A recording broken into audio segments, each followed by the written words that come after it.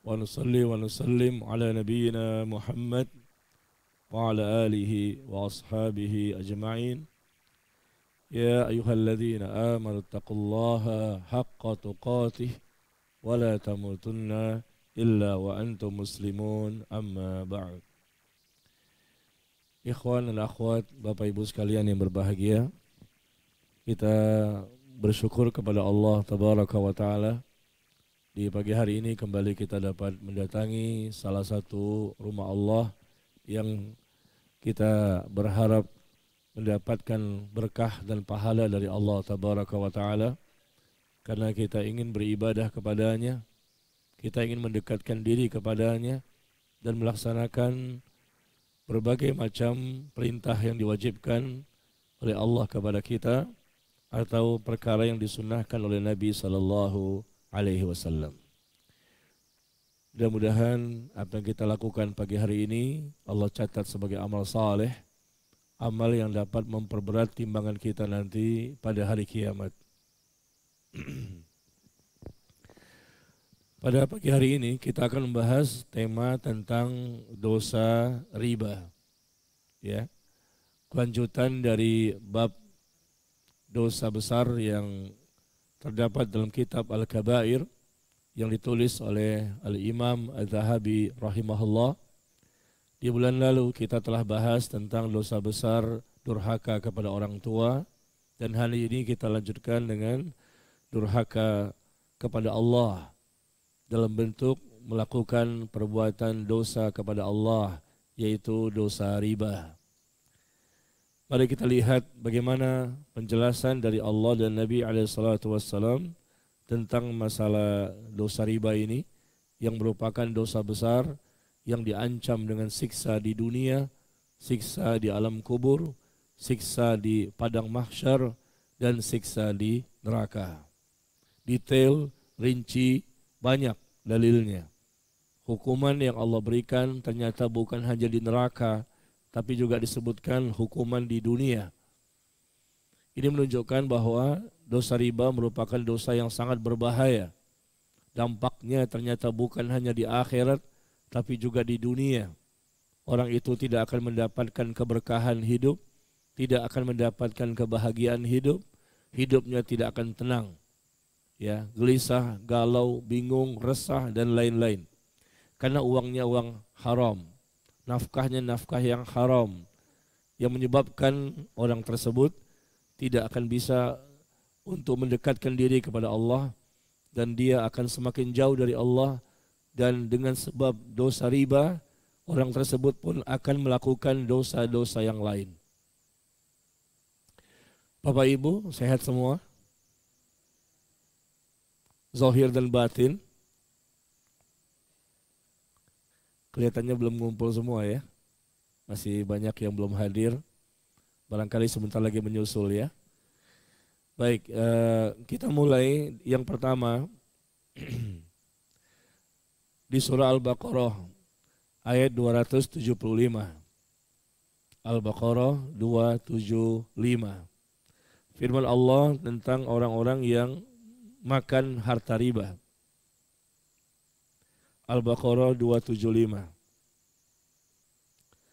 Alladzina ya'kuluna ar-riba wa la yaqumun illa kama yaqumul ladzi yatakhabbathu syaitan minal mas. Maaf ya, suara saya agak habis nih, terdengar ya. Ya kalau banyak dosa begini nih. Kalau Bapak Ibu kan dikit dosanya ya. Orang-orang yang makan riba, kata Allah, tidak dapat berdiri, melainkan seperti berdirinya orang yang kemasukan syaitan karena gila. Orang yang makan riba seperti ini, dipastikan karena Allah yang berfirman, orang yang makan riba tidak dapat berdiri, melainkan seperti berdirinya orang yang kemasukan syaitan karena gila. Ya, kenapa? Yang demikian itu karena mereka berkata bahwa jual beli sama dengan riba. Artinya kata mereka jual beli itu halal, riba juga halal. Karena mereka menghalalkan ya riba, maka Allah sebutkan demikian. Mereka tidak dapat berdiri, ya, tidak dapat berdiri seperti orang-orang yang umumnya bisa berdiri dengan baik ya dan benar, tapi justru mereka berdiri seperti orang yang kemasukan setan karena gila, ya, karena terkena penyakit gila. Kapan ini terjadi? Sahabat mengatakan, menafsirkan ayat ini, mereka berdiri seperti orang yang kerasukan syaitan, kemasukan syaitan karena cara mereka berdiri seperti orang yang kelimpungan gitu, seperti orang yang mabuk, seperti orang gila. Ini terjadi kata mereka nanti ketika dibangkitkan dari kubur. Ketika dibangkitkan dari kubur, ketika ditiup sangkakala yang kedua, semua manusia bangkit dari kuburnya dan orang-orang yang makan harta riba di dunia, hartanya haram, ketika mereka bangkit ketika mereka bangkit dari kuburnya ketika mereka bangkit dari kuburnya ini lucu ya, Masya Allah. Sebentar ya.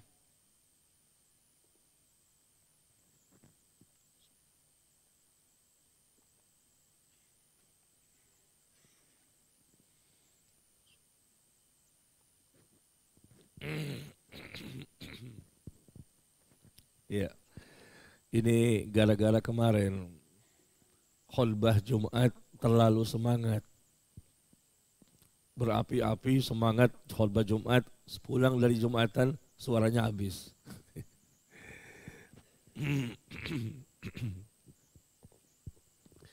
Ya, orang yang makan riba ini nanti dibangkitkan dari kuburnya seperti orang yang kelimpungan, seperti orang yang kesetanan atau kemasukan jin, seperti orang gila. Ini maksud pertama, penafsiran pertama yang disebutkan oleh sahabat ya. Dalam tafsir Ibnu Katsir juga dijelaskan demikian. Orang-orang lain ketika bangkit dari kubur, ya bangkit biasa saja, bersegera mereka menuju ke padang mahsyar. Tapi orang-orang yang makan riba di dunia justru mereka kesulitan untuk bangkit dari kubur, dan ketika mereka bangkit pun mereka sulit untuk berdiri. Ya, dan mereka seperti orang yang kesurupan, seperti kemasukan setan jin, dan seperti orang gila. Ini pemahaman yang pertama. Yang kedua, dikatakan bahwa orang yang makan harta riba ini berdasarkan Al-Baqarah 275, yaitu mereka yang di dunianya justru seperti orang yang gila, seperti orang yang terkena penyakit gila. Artinya mereka tidak pernah terpuaskan,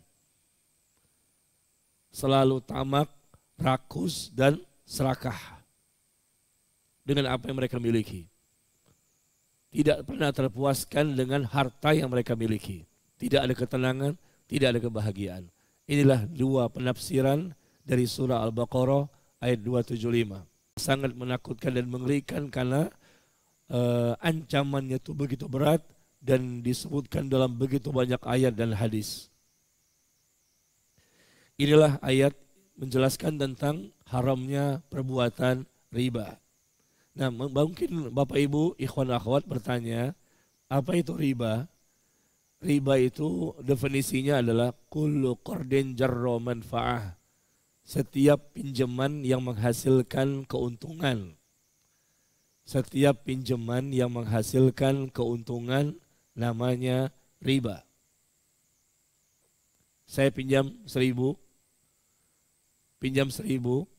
tapi Bapak mengatakan kembalinya 1.200.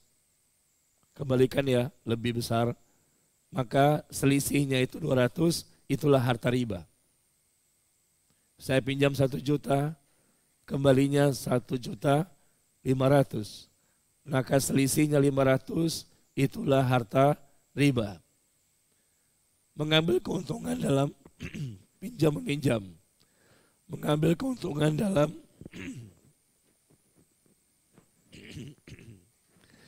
mengambil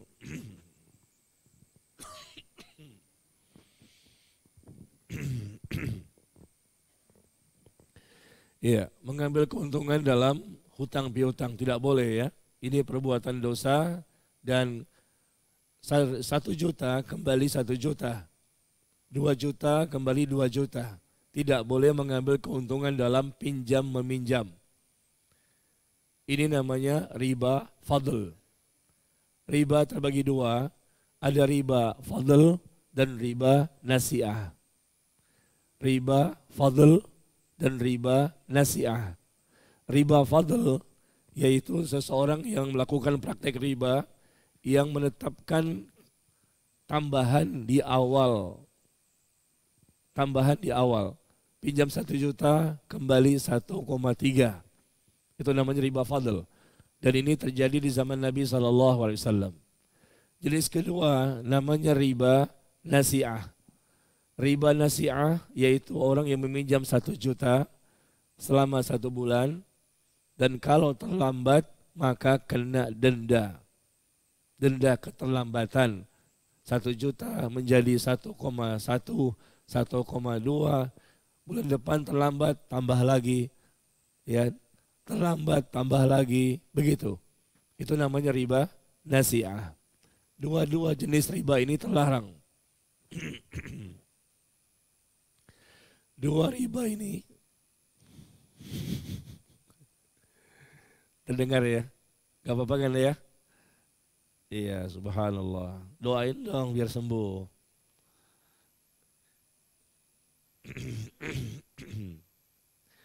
Dua jenis riba ini terlarang ya. Riba nasi'ah maupun riba fadl. Bisa dipahami? Bisa dipahami? Sekali lagi ya. Riba fadl pinjam 1 juta disyaratkan di awal perjanjian kembalinya 1,2 misalnya. Melebihkan jumlah pokok pinjaman. Adapun riba nasi'ah, ya, pinjam 1 juta, misalnya 1 bulan, kalau terlambat kena tambahan. Nah, tambahannya itu namanya riba nasi'ah. Dan riba itu bisa dalam hutang piutang, riba bisa dalam jual beli, dan riba bisa dalam tukar menukar barang yang termasuk komoditi riba. Sudah ada itu pertanyaan. Masya Allah.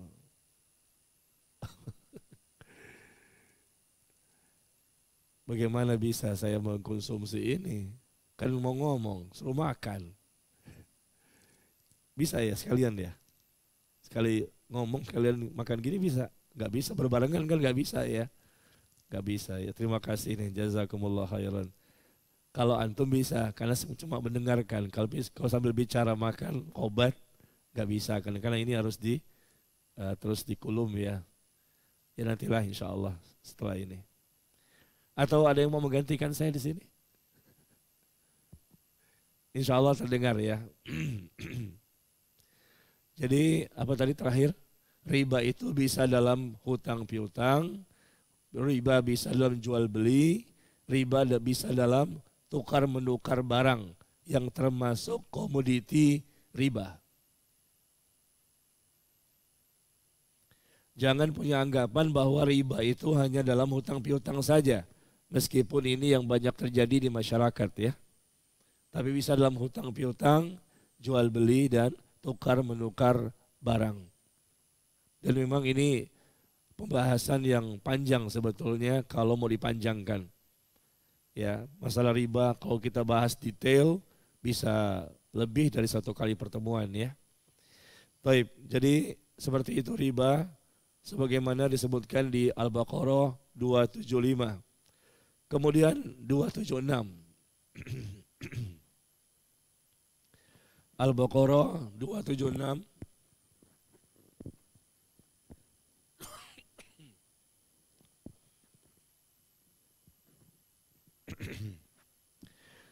Yamhuqullahu riba, Allah memusnahkan riba dan menyuburkan sedekah.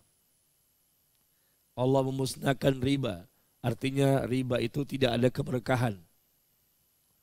Dan Allah menyuburkan sedekah, sedekah beda dengan riba. Sedekah itu infak yang diberikan kepada orang lain karena Allah dari harta yang halal, sehingga Allah akan ganti harta yang telah mereka sedekahkan. Dan Allah berikan keberkahan hidup di dunia, dan balasan kebaikan di akhirat. Kemudian 278 Al-Baqarah Al-Baqarah 278 ya.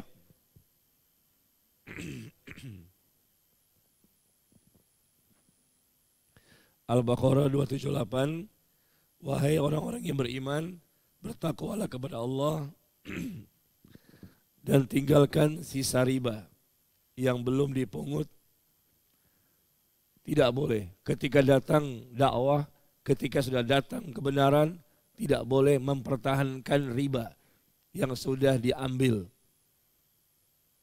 Artinya sudah disepakati.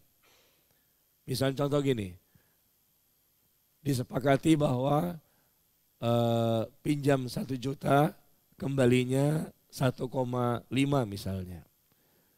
Dan itu sudah terjadi sebulan, 2 bulan, 3 bulan ya.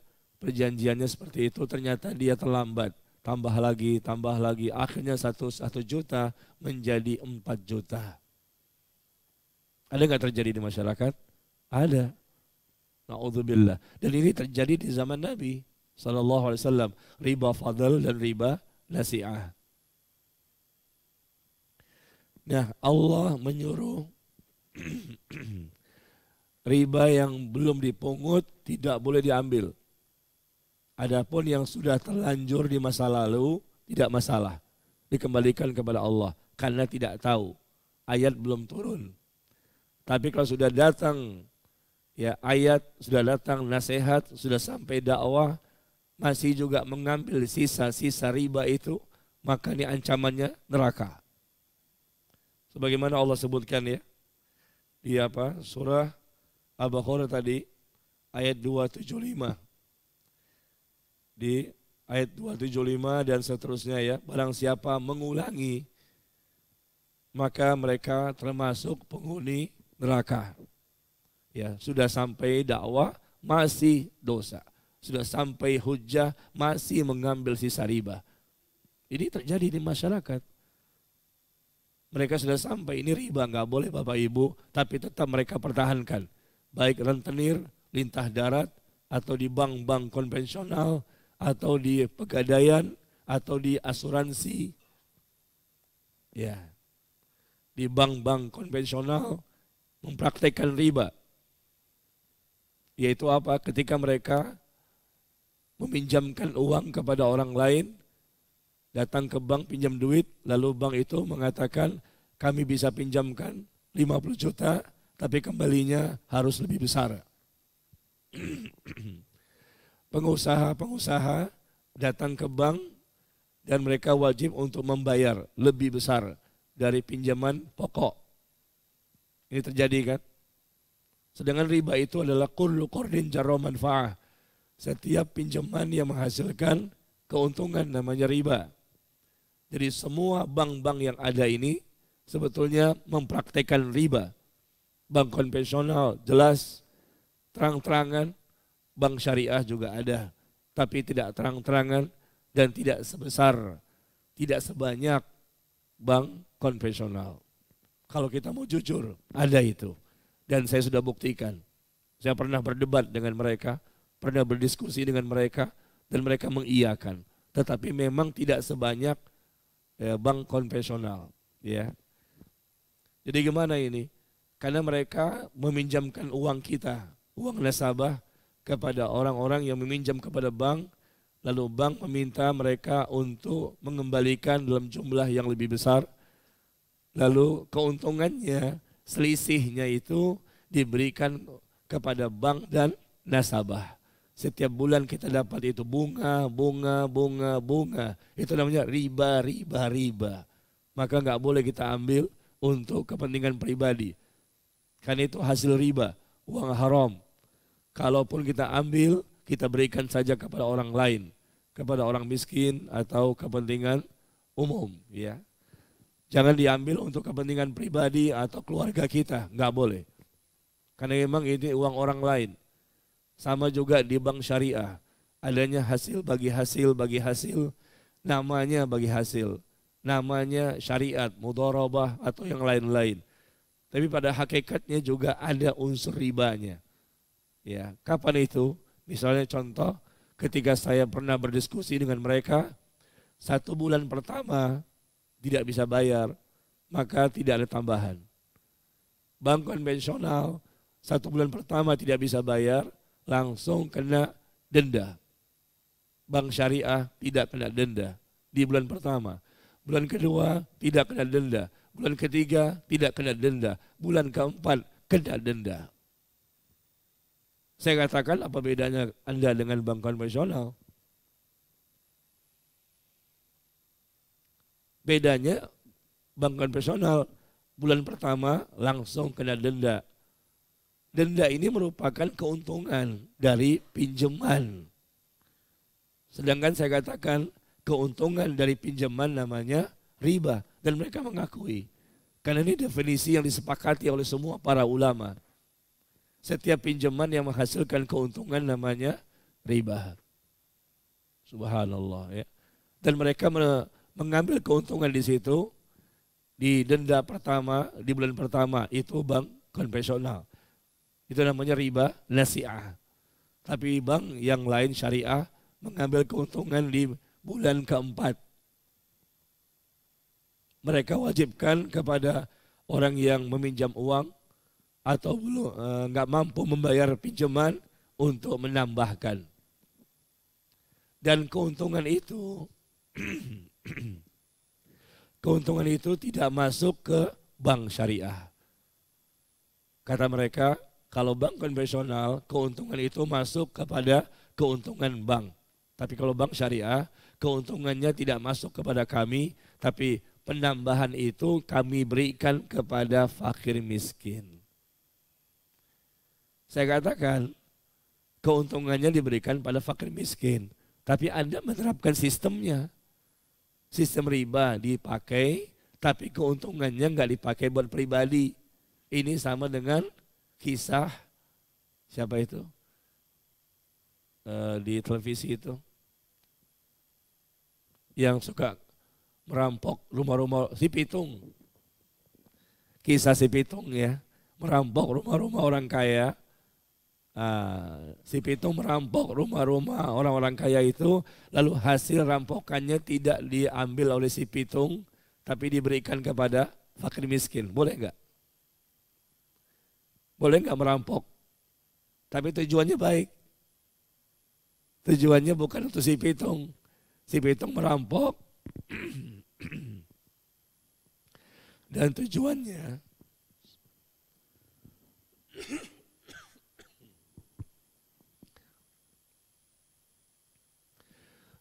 setelah merampok adalah diberikan kepada fakir miskin. Boleh enggak? Enggak boleh kan? Begitu juga saya katakan kepada bank syariah.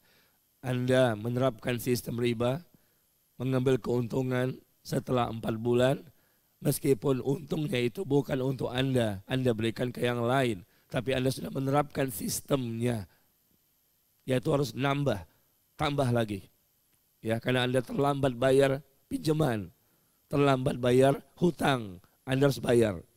Meskipun untungnya tidak untuk Anda berikan ke orang lain. Apa bedanya dengan si Pitung? Gak boleh, haram. Ya, dan mereka mengakui di depan saya. Ya, tapi kenapa tidak mengakui di depan umat? Ada memang ribanya Ustaz, tapi sedikit. Dikit. Riba itu biarpun sedikit, itu dosa besar. Dan Nabi mengatakan dalam hadis, coba perhatikan jemaah sekalian, bagaimana dikatakan itu sedikit? Allah telah melaknat. Allah melaknat orang yang makan harta riba, orang yang membayar riba, kemudian orang yang menjadi saksinya, 2 orang itu, dan orang yang mencatatnya. La'anallah akilal riba wa mukilahu wa katibahu wa syahidaihi wa qalahum sawa'un. Allah melaknat orang yang makan harta riba, orang yang membayar riba, 2 orang saksinya dan orang yang mencatatnya. Semua dosanya sama.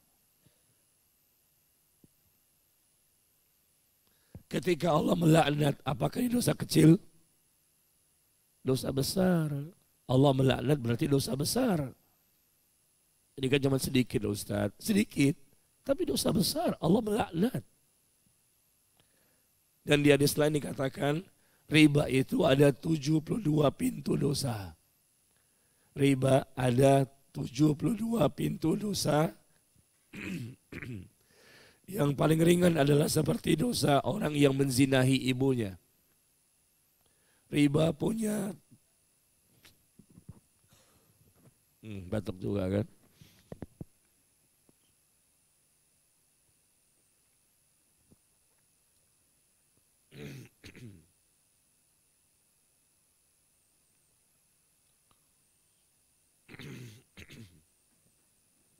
Iya. Riba itu ada 72 pintu dosa. Yang paling ringan seperti dosa orang yang menzinahi ibunya. Hadis yang dikeluarkan oleh Imam At-Tabrani, hadis dari Al-Bara. Riba ada 72 pintu.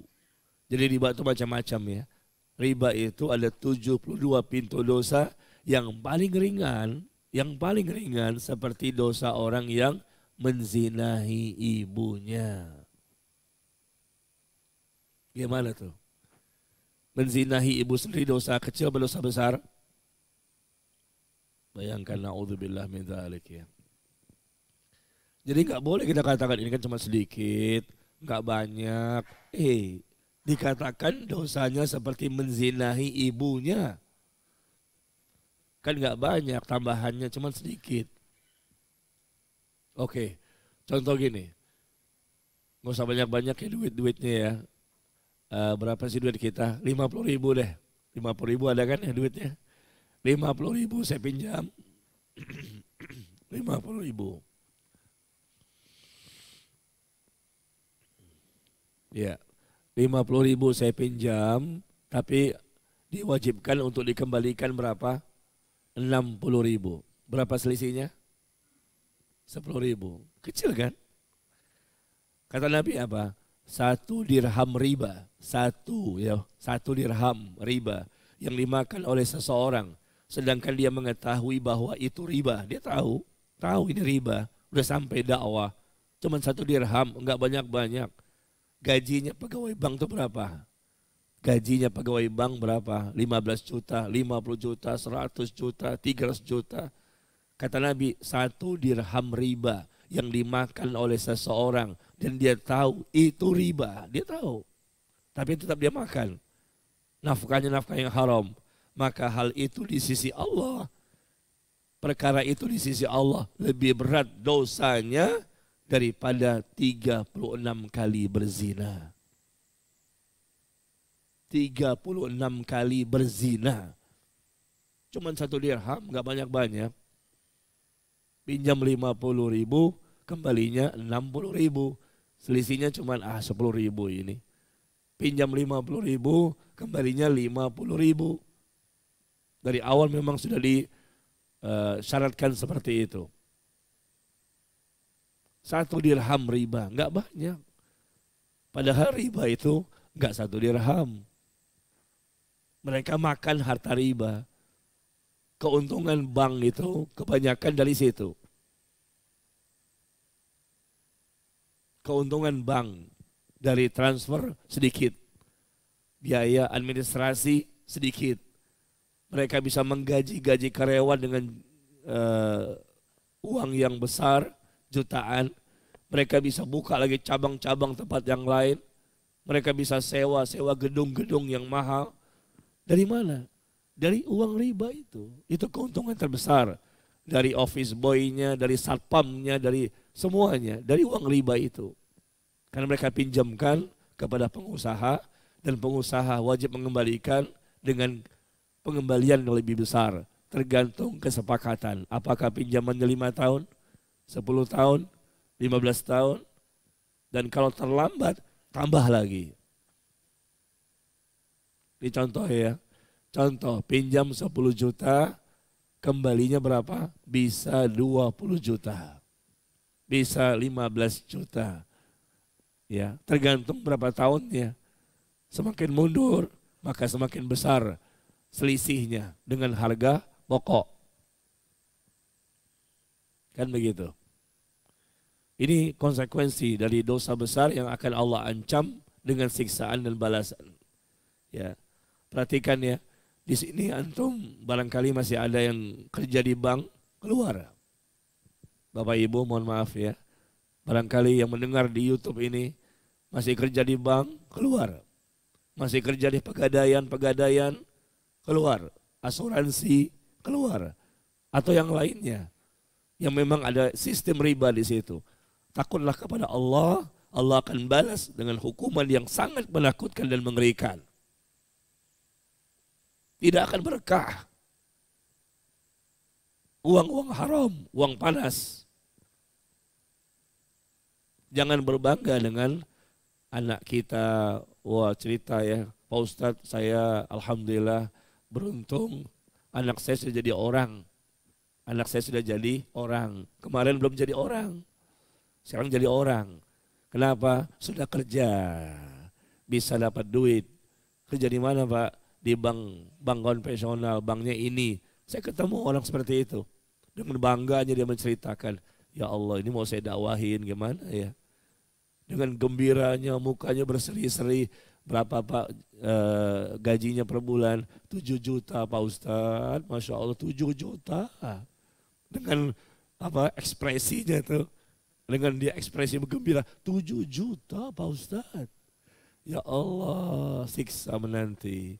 Kalau Anda tidak bertobat kepada Allah, karena dia kepala keluarga, dia ayahnya, dia pemimpinnya. Itu anaknya yang masuk ke tempat maksiat. Tapi kadang nggak paham, atau mungkin paham, tapi tidak mau tahu. Bahaya ini. Ya, naudzubillah min dzalik. 1 dirham riba dimakan oleh seseorang, kata Nabi, dan dia tahu ini riba. Dakwah udah kemana-mana. Kalau saya lihat orang-orang yang kerja di tempat-tempat tersebut, rata-rata sudah tahu. Tapi mereka susah untuk keluar. Kenapa? Karena terlanjur nyaman di situ. Atau takut keluar, nanti tidak mendapatkan yang lebih baik. Takut. Nanti gimana anak saya? Nanti gimana istri saya? Nanti gimana saya makan saya? Subhanallah. Nanti gimana? Kita balikin lagi. Nanti gimana siksa kubur Anda? Bagaimana siksa neraka Anda? Anda gak takut? Masa kita gak yakin kepada Allah? Allah itu akan memberikan kepada kita rezeki yang halal, yang baik dan berkah. Ya alhamdulillah banyak di antara kaum muslimin ya di hari-hari ini, berapa tahun belakangan ini ya Masya Allah banyak yang berhijrah. Banyak yang mereka keluar sehingga pihak bank kebingungan.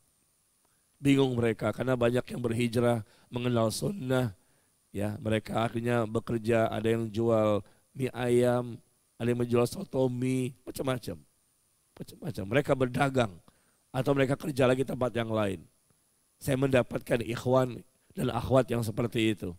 Mereka keluar, lalu mereka bekerja apa saja yang penting halal. Tapi dengan konsekuensi sementara barangkali mereka turun omset dan duitnya per bulan.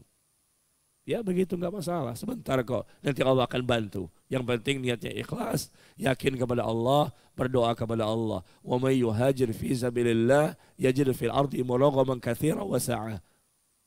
Barang siapa berhijrah, keluar. Barang siapa berhijrah di jalan Allah, ya, dia keluar dari tempat-tempat maksiat kepada tempat yang halal dan berkah, maka Allah pun akan berikan keberkahan kepada mereka. Dia akan dapatkan di bumi ini tempat hijrah yang luas dan rezeki yang banyak. Itu Allah sebutkan di surah An-Nisa ayat 100. An-Nisa ayat 100. Janji Allah nih. Janji Allah di situ.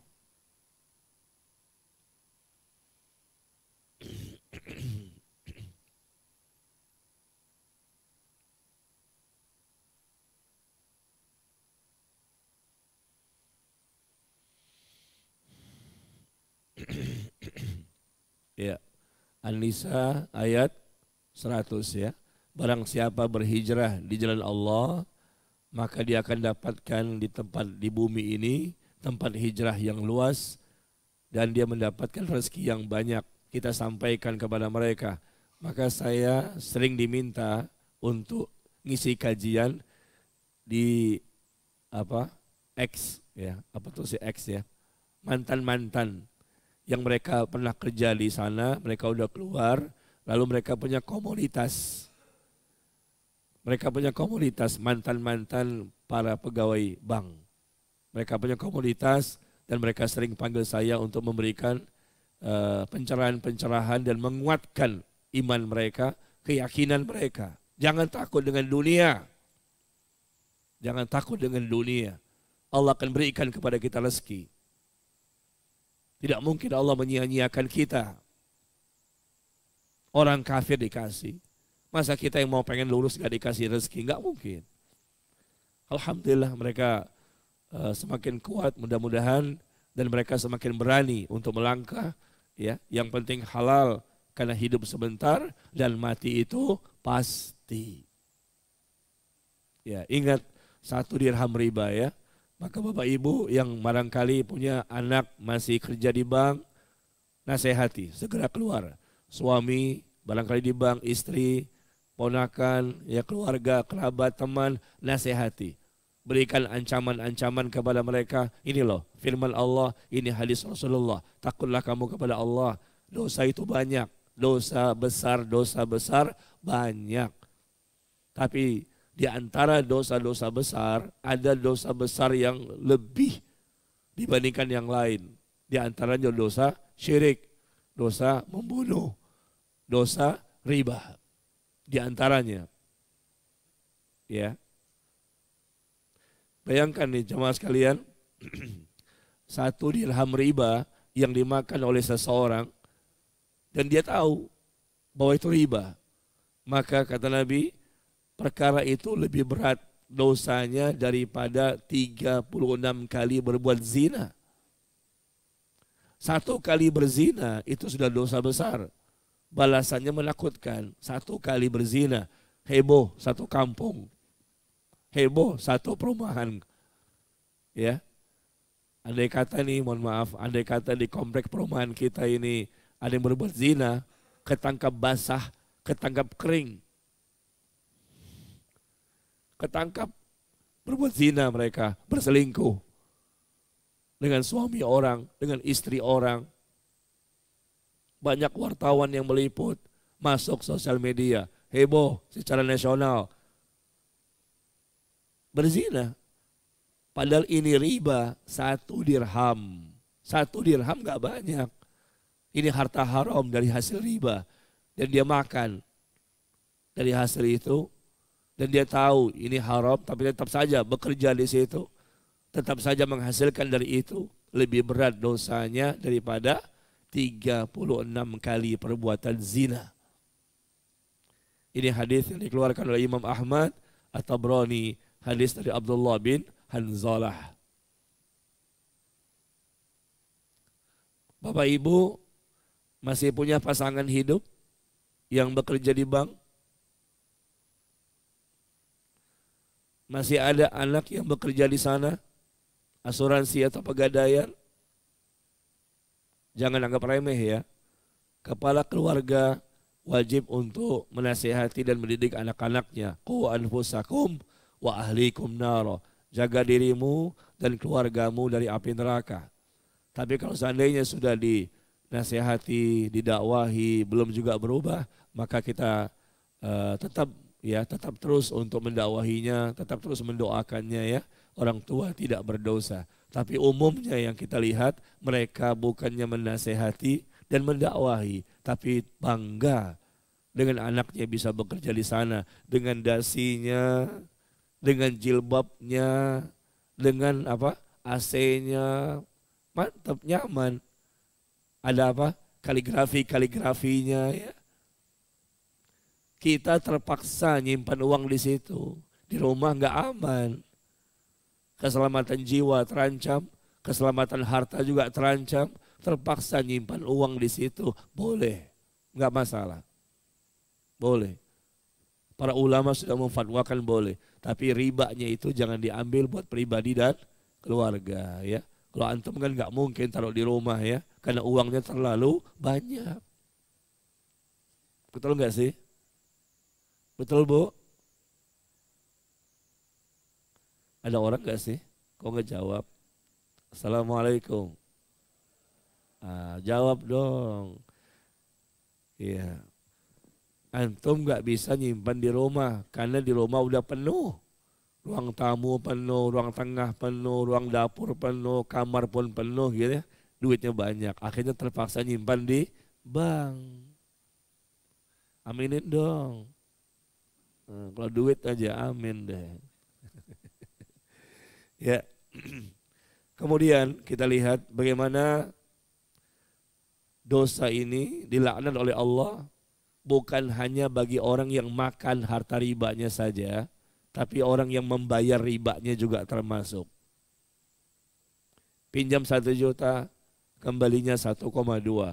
Selisih 200.000, maka itu harta riba dimiliki oleh orang yang makan harta riba itu. Tapi orang yang membayarnya, dia membayar, dia suka, dia sepakat, tanda tangan MOU, saya siap membayar ribanya. Dia pun terkena laknat. Begitu kan? Beli rumah, riba. Beli mobil, riba. Beli motor, riba. Beli suami, enggak ya. Kalau suami enggak pakai riba ya. Ini zaman seperti ini jamaah sekalian. Kita bahas tema ini, waduh berbenturan ini. Ustaz kayaknya keras banget ya. Bukan keras, tegas.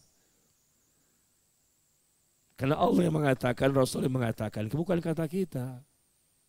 Coba lihat rumah-rumah yang dibeli. Kita beli mobil, kita beli motor, ya kan? Dengan cicilan. Kalau cash itu beda lagi. Tapi kalau kredit, berapa lama? 3 tahun misalnya. Terus per bulan berapa? Per bulan misalnya sekian. Kalau terlambat, kena denda enggak? Ada. Denda itu peraturan. Selama 3 tahun saya enggak kena denda Pak Ustadz. Alhamdulillah aman. Ya, cicilan ke bank saya berikan per juta, berapa juta per bulan ya. Sampai selesai 3 tahun enggak kena denda, enggak pernah terlambat. Jadi sesuai. Ya. Tapi Anda juga sebetulnya melakukan transaksi riba. Kenapa? Karena dalam perjanjian itu ada tertulis sewaktu-waktu apabila saya terlambat membayar, maka saya siap untuk membayar bunganya. Kita tanda tangan. Itu kan dosa. Meskipun dalam prakteknya sampai 3 tahun nggak pernah terlambat. Tapi sudah ada perjanjian MOU.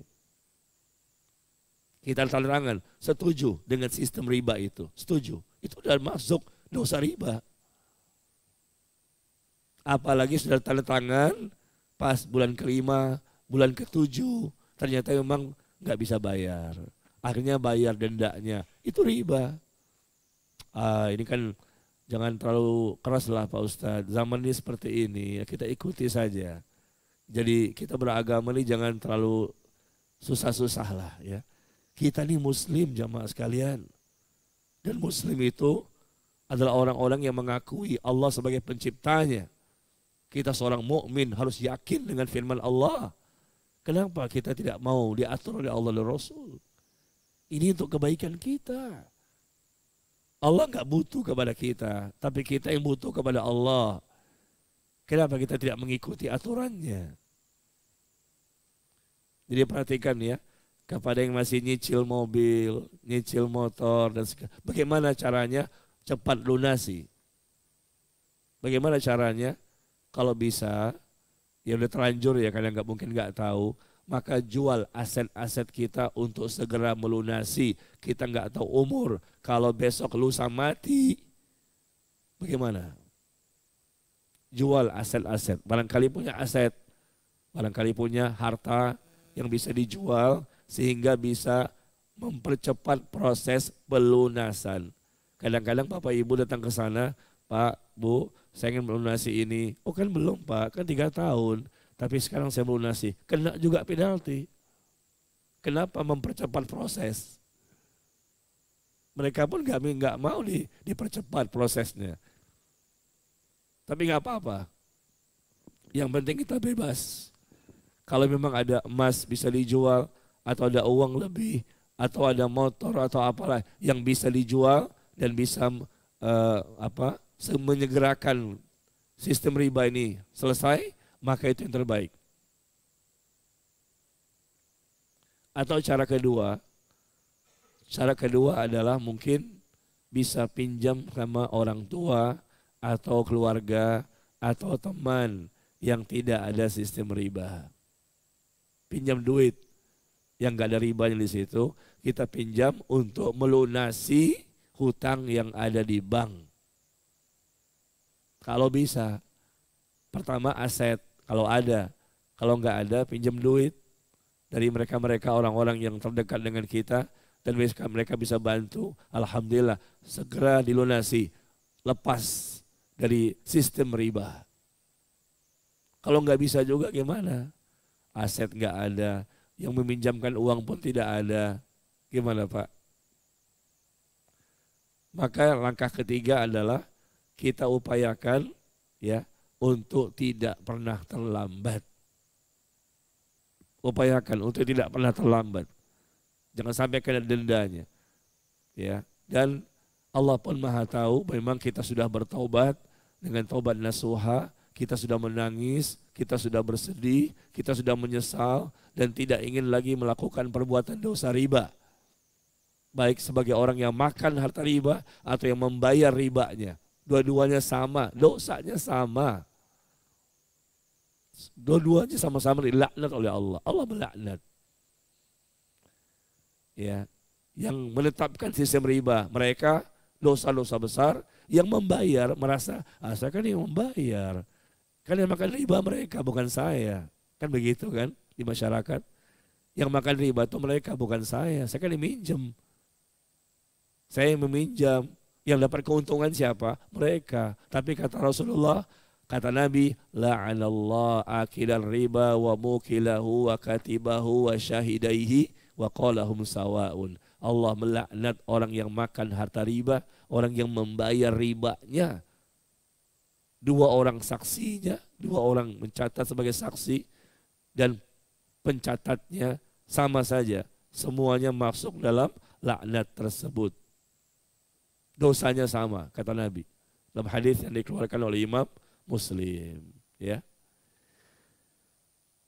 Jadi demikian jamaah sekalian, ayatnya banyak sekali, terutama dari surah Al-Baqarah tadi 275, 276, 277 sampai 280.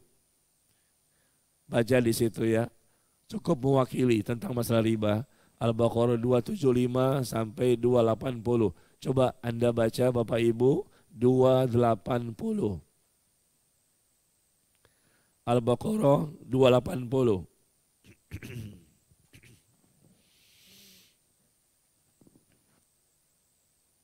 Wa in kana dzu usratin fanaziratun ila maisarah. Dan jika orang yang berhutang itu dalam kesulitan, maka berilah tenggang waktu sampai mereka memperoleh kelapangan. Berikan tenggang waktu, bukan tambah lagi. Bulan pertama nggak bisa bayar, tambah. Bulan kedua nggak bisa bayar, tambah. Bulan ketiga nggak bisa bayar, tambah. Nggak boleh. Justru Islam itu mengajarkan kalau orang yang kesulitan dalam membayar hutang, berikan tenggang waktu tempo, berikan kemudahan. Allah akan mudahkan kita dunia akhirat. Karena kita membantu orang lain, karena kita memudahkan orang lain, Allah pun akan mudahkan kita. Bukan ditambah lagi. Saya pernah melihat loh, ada orang yang seperti ini Pak, Bu. Pinjam 5 juta. Ini terjadi ya, kisah nyata. Orang sudah meninggal, sudah lama, sudah puluhan tahun yang lalu. Orang ini pinjam 5 juta, sampai dia mati, gali lubang, tutup lubang, nggak bisa lunas-lunas, memang dia ternyata belum bisa, matinya meninggalkan hutang 50 juta. Awal cuma pinjam 5 juta. Kena denda lagi, kena lagi, kena lagi. Dia pinjam sama bank lain, selesai. Nah sama ini, pas satu tempo belum bisa bayar, dia pinjam lagi dari bank lain lagi, selesai. Yang bayar bank ini, pas satu tempo kesulitan, pinjam lagi dari bank lain. Terus muter-muter bank yang berbeda-beda. Sampai dia mati 50 juta. Awal berapa? 5 juta. Dari sampai 50 juta. Dalam Islam tidak boleh hutang piutang menghasilkan keuntungan. Betul-betul sosial. Dalam Islam tidak boleh pinjam meminjam menghasilkan keuntungan. Betul-betul sosial. Keuntungan itu adalah dalam jual beli boleh. Sewa menyewa boleh. Tapi dalam pinjam meminjam nggak boleh. Ada keuntungan ya. Demikian nih. Jadi beda dengan hadiah. Misalnya nih, misalnya suami pinjam sama istrinya. Bu, ibu-ibu mungkin pernah ya. Suami pernah pinjam sama istrinya duit. Pinjam dong duit berapa? 1 juta. Suami pinjam sama istrinya. Nah, kapan bayar? Kata istrinya. Nanti deh kalau saya punya duit ya. Kapan-kapan, gak jelas. Ya udahlah nggak apa-apa kata istrinya, karena emang suami butuh. Nah pada saat suami punya uang, maka suami mengembalikan kepada istrinya 1 juta tadi. Apa kata istrinya? Mana kelebihannya? Masa 1 juta kembali 1 juta? Loh, yang ketawa ngaku tuh. Betul enggak?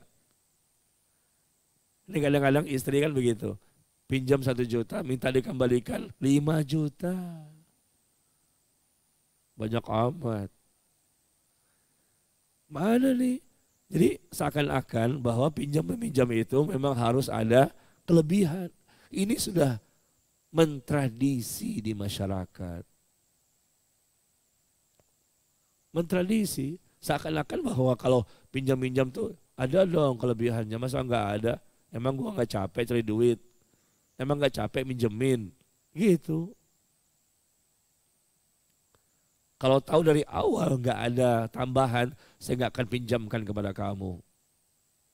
Saya akan pinjamkan ini kan dengan harapan kamu nanti memberikan tambahan. Ya Allah. Sehingga sekarang ini Pak, Bu, susah kita untuk meminjam ya. Andai kata memang terpaksa, darurat untuk minjam agak susah. Karena ternyata tidak semua orang mau minjamkan dengan tanpa keuntungan. Kalau ada keuntungan banyak yang bisa mau minjamkan kita. Pinjam sana, pinjam sini banyak. Mau berapa? Tambah mau berapa? Pinjamin lagi.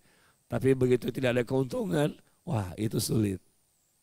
Padahal Allah akan balas mereka dengan begitu banyak kebaikan-kebaikan. Di dunia sampai ke akhirat, balasan kebaikan yang Allah akan berikan kepada mereka ya.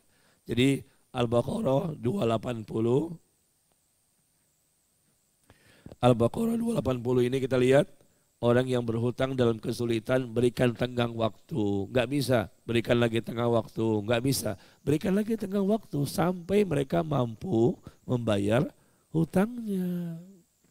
Inilah Islam luar biasa ya. Nah, lihat di ayat sebelumnya Bapak Ibu, ayat 279. Al-Baqarah 279. Fa illam tafa'alu fa'dhanu biharbi minallahi wa rasulih. Jika kamu tidak melaksanakannya, maka umumkanlah perang dari Allah dan Rasulnya. Tinggalkan sisa-sisa riba. Udah sampai dakwah, tinggalkan. Jangan diambil lagi. Dan kalau seandainya mereka tetap mengambil riba itu, maka umumkan perang dari Allah dan Rasulnya. Coba Bapak Ibu lihat dalam Al-Quran ya, dari Al-Fatihah sampai An-Nas, mana ayatnya, mana hadisnya. Perkataan perang dari Allah dan Rasul akibat perbuatan satu dosa besar. Dosa apa? Riba. Kalimat perang. Luar biasa ini. Ya. Tapi jika kamu bertaubat, maka kamu berhak atas pokok harta kamu. Pokoknya saja yang berhak diambil. Nah, kamu tidak berbuat zalim, merugikan, dan tidak dizolimi, dan tidak dirugikan. Ya. Demikian kita bicara hari ini baru muqaddimah ya. Mohon maaf, kita akan bahas lagi di pertemuan berikutnya masih dengan bab riba. Karena kita akan jelaskan nanti pada pertemuan berikutnya insyaallah ta'ala tentang riba dalam jual beli. Riba dalam tukar menukar barang, emas dengan emas ya dan lain-lain. Kira-kira mau nggak dibahas lagi? Mau ya? Yang lebih detail, mau Bapak Ibu? Kita hari ini belum memberikan contoh-contoh yang banyak. Kita baru menukil ayat dan menukil hadis. Ya, contoh-contohnya masih sedikit. Tapi nanti di bab yang kedua, pertemuan kedua insya Allah di bulan depan, kita akan bahas riba dari contoh-contohnya. Dari masalah jual beli apa saja. Jual beli yang termasuk riba. Jual beli boleh, nggak haram. Tapi ternyata dalam jual beli itu ada unsur ribanya yang terlarang. 1, 2, 3, 4 dan seterusnya. Contoh-contoh jual beli. Atau tukar menukar barang yang termasuk riba. Ya, contohnya apa? Misalnya ketika lebaran ya. Ketika lebaran paling gampang. Antum butuh duit. Duit untuk lebaran 100.000. 1 lembar ditukar dengan recehan 90.000. Nah itu nggak boleh, itu riba. Ya nggak boleh ya karena memang dia berbeda jumlah, sama-sama uang. Seharusnya 100.000 1 lembar diberikan recehannya pun 100.000, tidak boleh berkurang. Nanti kita akan bahas insya Allah bulan depan masih Desember ya. Ya insya Allah. Di sini udah masuk beberapa pertanyaan, coba kita jawab ya. Insya Allah nanti dari pertanyaan ini akan melebar pembahasan kita. Jadi intinya tadi adalah beberapa ayat dan hadis yang kita sampaikan. Mudah-mudahan dari hal seperti ini kita akan bisa memahami dan menumbuhkan rasa takut kita kepada Allah Tabaraka wa ta'ala.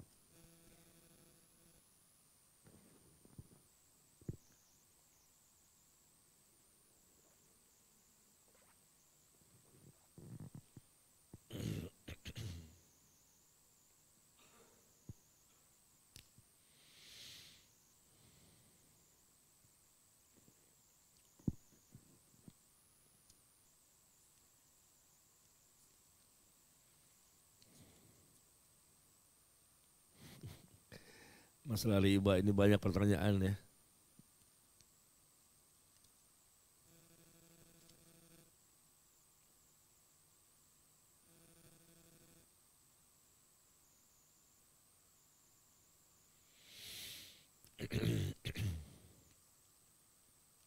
Ya, kita mulai yang pertama ya. Sepertinya ini bukan pembahasan riba, di luar tema ya. Saya ingin bertanya sebagai penghafal Al-Quran.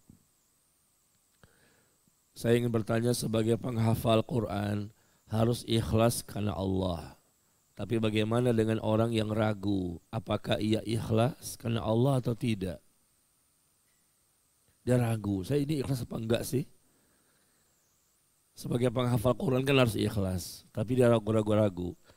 Bisa jadi keraguan-raguan itu berasal dari syaitan.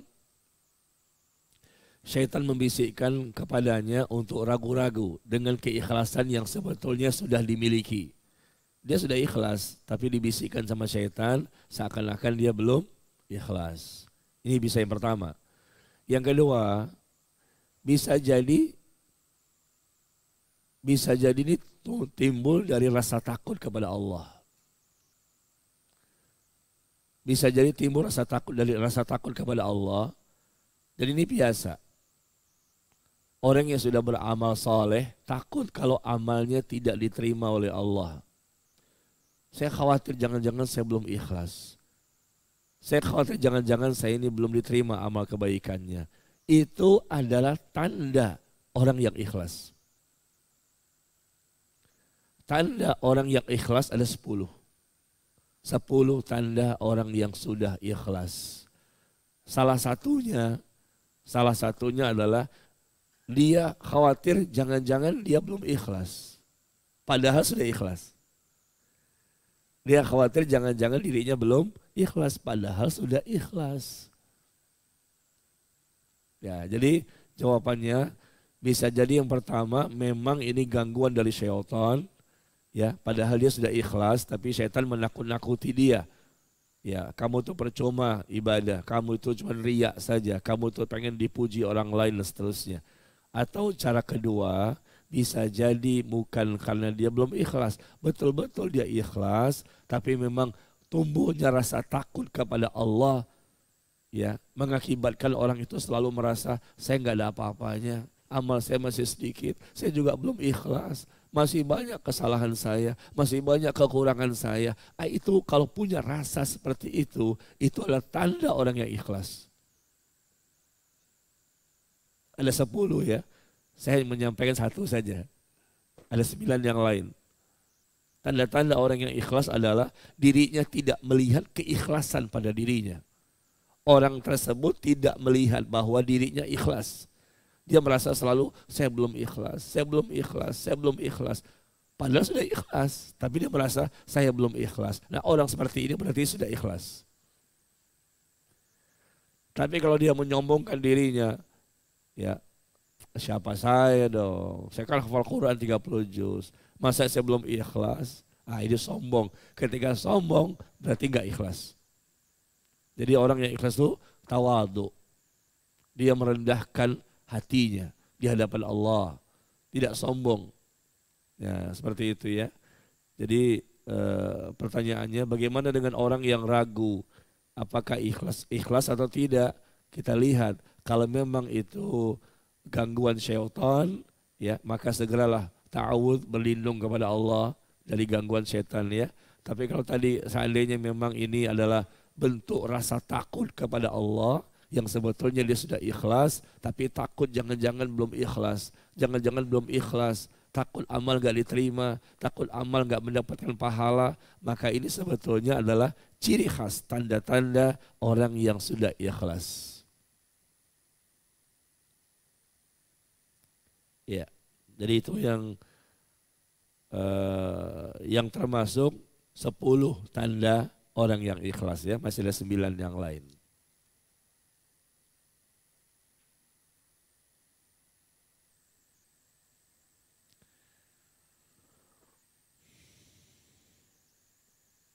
Apa itu? Bu, HP-nya Bu. Musiknya jangan diteruskan. Matiin ya, kalau ada suara-suara HP di musik ya. Ganti Bapak Ibu, jangan suara musik. Ya, jangan suara musik, cukup suara-suara yang lain saja selain musik ya. Pak Ustadz, kembali pertanyaan di luar tema. Saya ingin mengeluarkan membayar zakat mal dan membayarnya melalui seorang ustazah saya, guru ngaji saya yang punya anak yatim. Apakah boleh Ustadz? Boleh. Mengeluarkan zakat mal melalui ustazah saya, guru ngaji saya yang punya anak yatim. Ya gak apa-apa, mungkin dia orang miskin, punya anak yatim lagi, yang miskin juga kan, maka diberikan. Tapi kalau mereka orang kaya, nggak boleh. Ya selama mereka miskin, fakir, maka boleh zakat mal diberikan kepada mereka. Apakah saya harus melalui lembaga yang jelas atau melalui masjid? Nggak mesti. Zakat mal itu nggak mesti harus diberikan ke masjid. Tidak mesti ke lembaga-lembaga, ya lembaga-lembaga zakat. Bebas, kita boleh memberikan kepada siapapun. selama memang memenuhi kriteria. 8 kriteria orang yang berhak menerima zakat. Sebagaimana Allah sebutkan di surah At-Taubah ayat ke-60. Di surah At-Taubah surah 9 ayat 60. Ya, 8 kriteria orang yang berhak untuk menerima zakat. Fakir miskin, orang yang berhutang, yang tidak mampu membayar hutangnya, ya mu'allaf, yang memang perlu dibantu, dilunakkan hatinya dan seterusnya.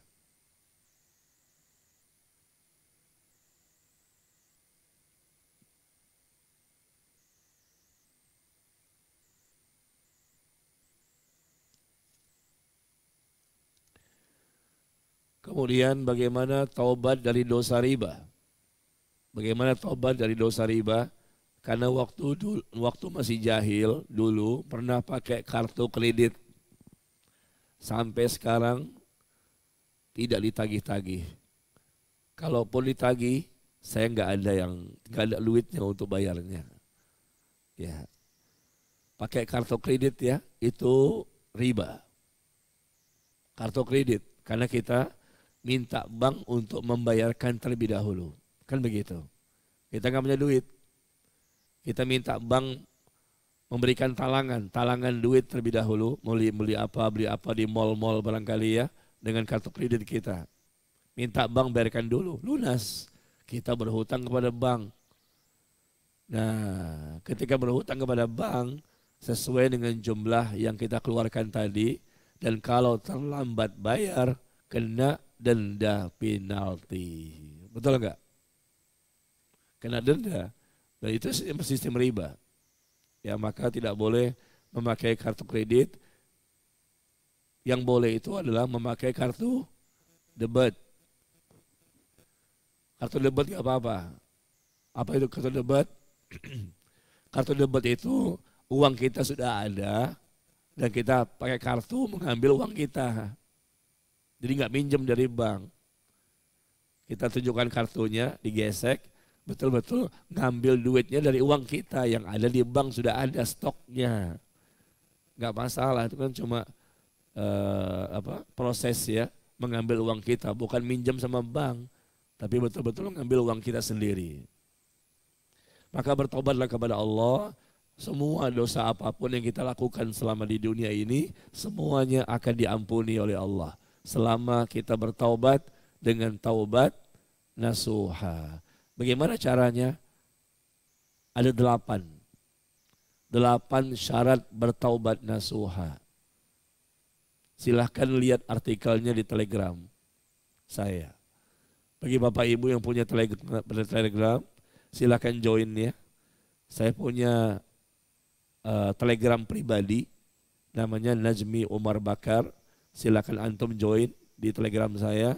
Di situ ada artikel yang berjudul 8 syarat bertaubat nasuha. 8 ini kita lakukan sepanjang hidup sampai mati. Cara bertaubat yang benar.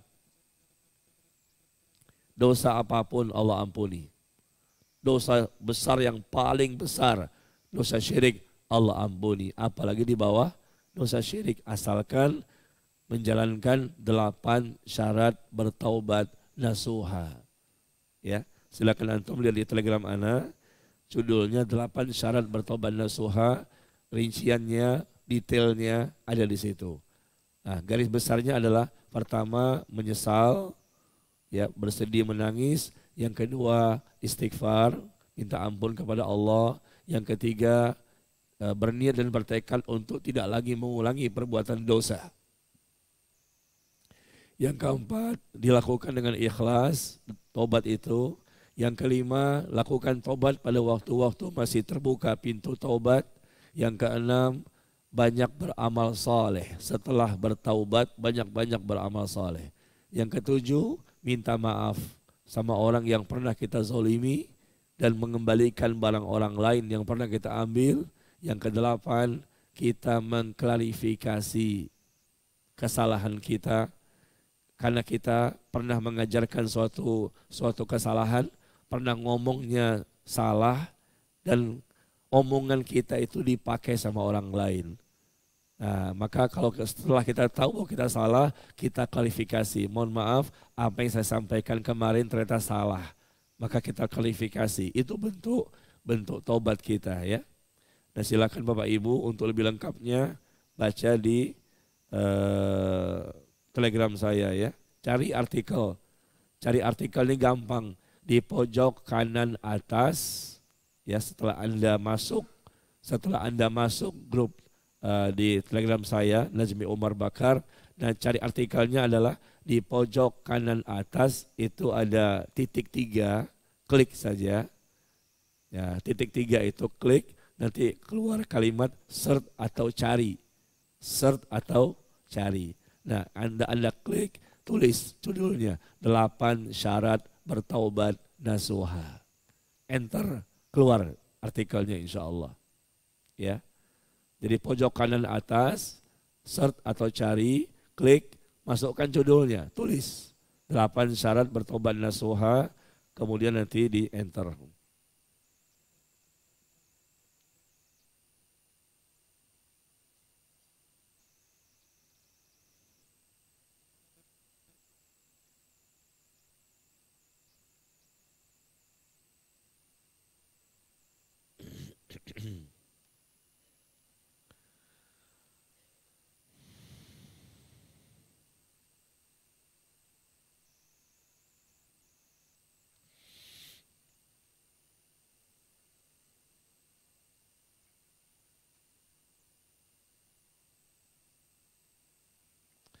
Iya, sekarang kita masuk kepada pertanyaan berikutnya.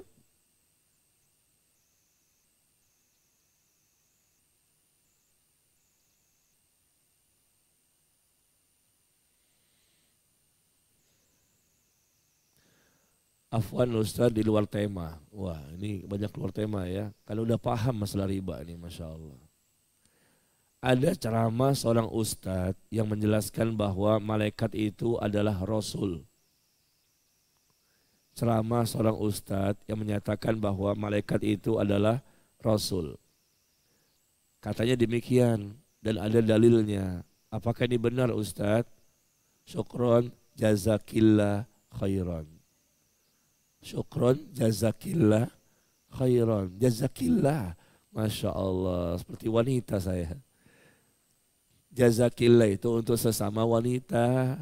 Emang saya wanita ibu? Untuk laki-laki jazakallah ya. Nah, apakah malaikat itu seorang rasul? Iya, malaikat adalah rasul. Tapi bukan rasul yang dimaksud para nabi dan rasul. Rasul itu bahasa Arab, artinya utusan. Rasul itu bahasa Arab, artinya utusan. Allah mengutus utusannya, namanya malaikat. Bukan pengertian manusia-manusia yang diangkat sebagai nabi dan rasul, enggak ada. Enggak ada dari kalangan malaikat maupun jin yang menjadi nabi dan rasul. Semua nabi dan rasul manusia. Berapa jumlah nabi? Berapa jumlah nabi? 124.000 nabi. Berapa jumlah rasul? 313 rasul. Jangan sampai nggak tahu ya. Jumlah rasul 313 rasul, jumlah nabi ada 124.000 nabi. Nah, itu nabi dan rasul dari kalangan manusia, berdakwah di kalangan manusia. Rasul artinya utusan. Rasulullah artinya utusan Allah. Dan malaikat juga utusan. Jadi malaikat juga rasul. Buktinya mana? Coba kita lihat di surah Al-An'am ayat ke-61. Surah Al-An'am surah ke-6 ayat ke-61.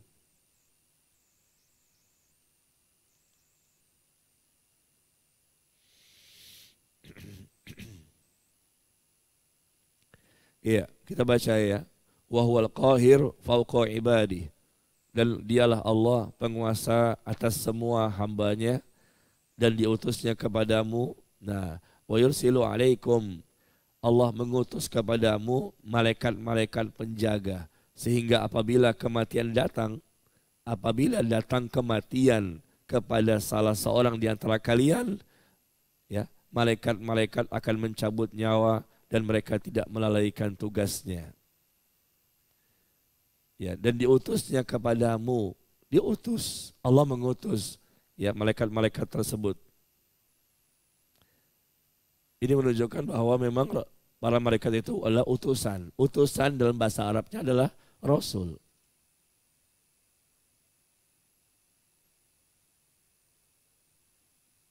Ya. Dan juga banyak di ayat-ayat yang lain ya, yang menjelaskan bahwa Allah mengutus para malaikatnya. Jadi tidak ada kesalahan ya. Kakak saya bekerja di bank konvensional, saya sudah pernah mengingatkan untuk pindah, setidaknya pelan-pelan ke bank syariah. Baru hijrah sepenuhnya semampunya, pelan-pelan. Tapi kakak saya selalu mengelak karena takut dan lain-lain. Sampai saat saya sudah tidak mengingatkan karena takut menimbulkan masalah, karena masih kerasnya pendapat kakak. Saya dan kurangnya ilmu dan emosi saya dalam mendakwahi. Akhirnya saya memilih diam dan terus mendoakan saja. Apakah tidak apa-apa Ustadz? Saya sedih, saya kadang tidak enak menolak jika kakak saya memberikan makanan. Apa tidak apa-apa Ustadz? Mendapatkan makanan ya dari orang yang kerja di bank boleh. Mendapatkan makanan dari mereka boleh, ya. Tapi bukan berarti mereka halal untuk kerja di sana. Yang haram itu mereka bekerja di sana, harus keluar. Dan jangan sarankan pindah ke bank syariah. Sama saja. Saya berani mengatakan ini. Meskipun mereka memang lebih baik dibandingkan konvensional, lebih baik. Tapi masih ada. Nggak bisa 100% nggak bisa. Apalagi kebijakan dari BI, Bank Indonesia, kebijakannya itu nggak bisa dirubah. Itu diakui oleh bank-bank syariah manapun. Mereka diatur oleh BI, sehingga mereka ingin murni betul-betul syariah nggak bisa. Ya seperti itu ya. Jadi memang lebih baik, benar. Tapi belum steril. Masih ada ya kesalahan-kesalahan di sana. Maka yang lebih baik jangan pindah ke syariah, tapi betul-betul pindah ke tempat yang lain yang tidak menyalahi syariat. Ya, jangan kita katakan ini kan cuma sedikit Pak Ustadz. Jangan katakan ini kan sedikit. Bukan sedikit, besar ini. Riba itu bukan sedikit dosanya, tapi besar dosanya. Ya, maka kalau berkaitan dengan dakwah tadi jangan mundur, dakwahi terus, nasihati, berikan artikelnya, berikan bukunya, ajak dia ngaji, segala macam, doakan ya, supaya kakak tadi mendapatkan hidayah. Dan kalau dia mengirimkan makanan, boleh diterima. Karena Rasul pun pernah makan kiriman dari orang-orang Yahudi. Dan orang Yahudi di kota Madinah pada waktu itu, rata-rata mereka rentenir, orang-orang Yahudi yang ada di Madinah. Dan Rasul mendapatkan hadiah berupa paha kambing dan Rasul makan. Makanya Abdullah bin Mas'ud dan Salman Al-Farisi radhiyallahu anhum, mereka berdua sahabat ini mengatakan, apabila kalian mendapatkan kiriman makanan dari orang yang melakukan transaksi riba, dari orang yang mendapatkan nafkah dari riba, kalian boleh makan. Kalian menikmati makanannya, mereka menikmati dosanya.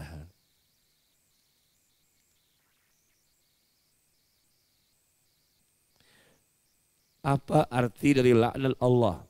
Allah melaknat artinya Allah tidak memberikan kasih sayang. Laknat itu ya sangat menakutkan.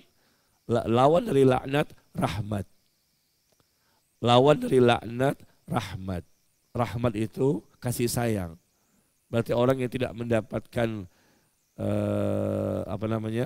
tidak mendapatkan rahmat dari Allah. Bayangkan kita butuh rahmat dari Allah ini. Di dunia butuh rahmat, di akhirat kita butuh rahmat. Ya, jangan sampai kita mendapatkan laknat.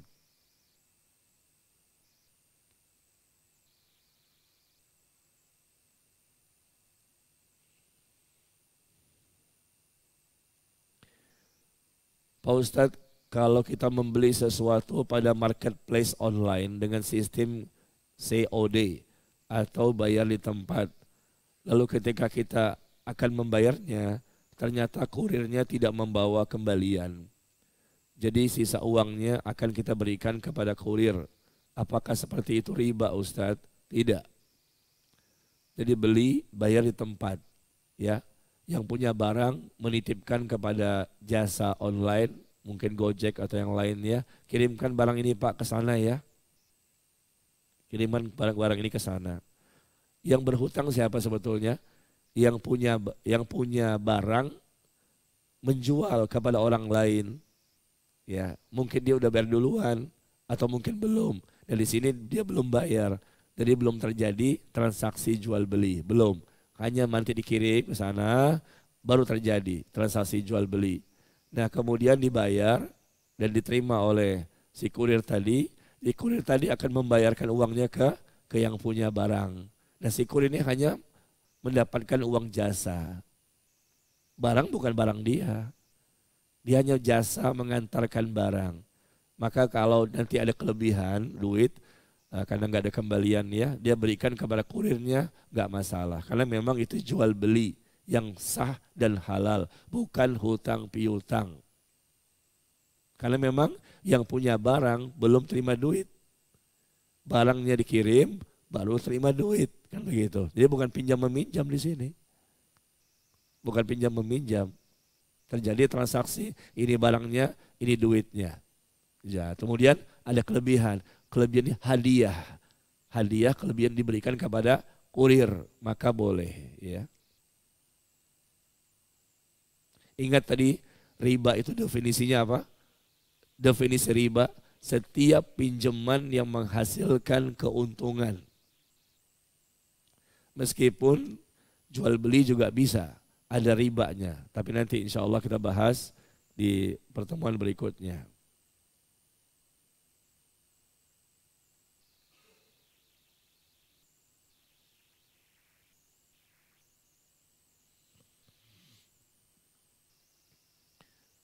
Dikatakan tadi bahwa bank syariah pun masih ada unsur ribanya ya. Masih ada, belum steril 100%, masih ada. Ya. Lalu bagaimana sebaiknya kita melakukan transaksi yang terkait dengan perbankan, misalnya transfer, saving, lending atau pinjaman. Sementara kita sudah berusaha menghindari menggunakan jasa bank konvensional. Pinjaman jangan. Meminjam kepada mereka jangan. Karena mereka menerapkan sistem riba. Tapi kalau transfer nggak masalah. Transfer dari bank ke bank nggak masalah. Dikenakan jasa boleh. Jasa kan boleh. Jual beli jasa. Transfer boleh. Tapi kalau meminjam nggak boleh. Karena pasti akan dikenakan sistem riba. Kalau simpen boleh. Simpen saja. Suatu waktu kita ambil uang kita kapan saja bebas. Tapi kalau uang yang kita simpan misalnya 5 juta, tapi ternyata tiba-tiba ada tambahan. Tambahan ini mungkin namanya riba lah, namanya bagi hasil lah. Nah, itu nggak boleh diambil untuk pribadi dan keluarga. Ambil saja, kita berikan kepada fakir miskin. Ya, seperti itu.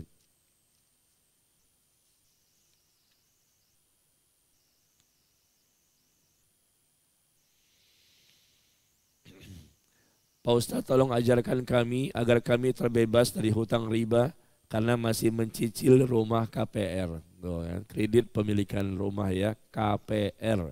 KPR begitu. Bukan kita nggak boleh ya berhutang, kita boleh berhutang sama orang lain. Yang penting caranya bukan riba, itu aja sebetulnya. Bukan nggak boleh hutang sama sekali. Hutang itu boleh kalau memang kepepet, darurat, terdesak, mau nggak mau kita berhutang. Tapi jangan sistem riba, itu aja. Mencicil rumah di KPR, biasanya begitu. Mencicil rumah di KPR, pinjam sekian, baliknya lebih besar. Atau mungkin nanti ketika sewaktu-waktu, nah terlambat kena penalti. Itu riba. Yang makan ribanya siapa? Pihak bank. Kita cuma membayar. Yang membayarnya sama pihak banknya. Yang makan harta riba, dosanya sama.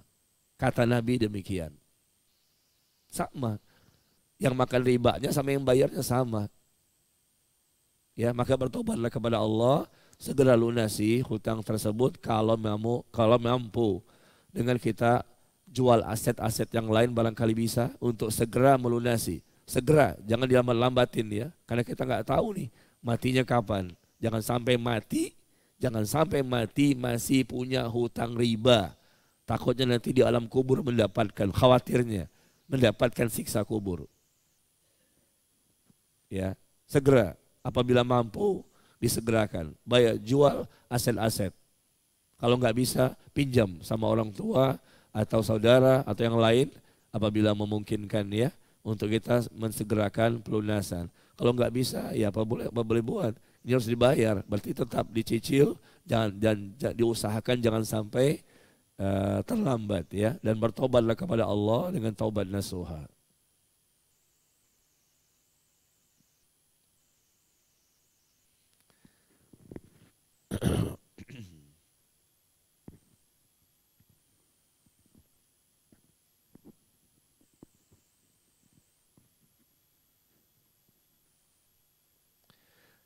Ustadz, ada syubhat dari seorang pendakwah.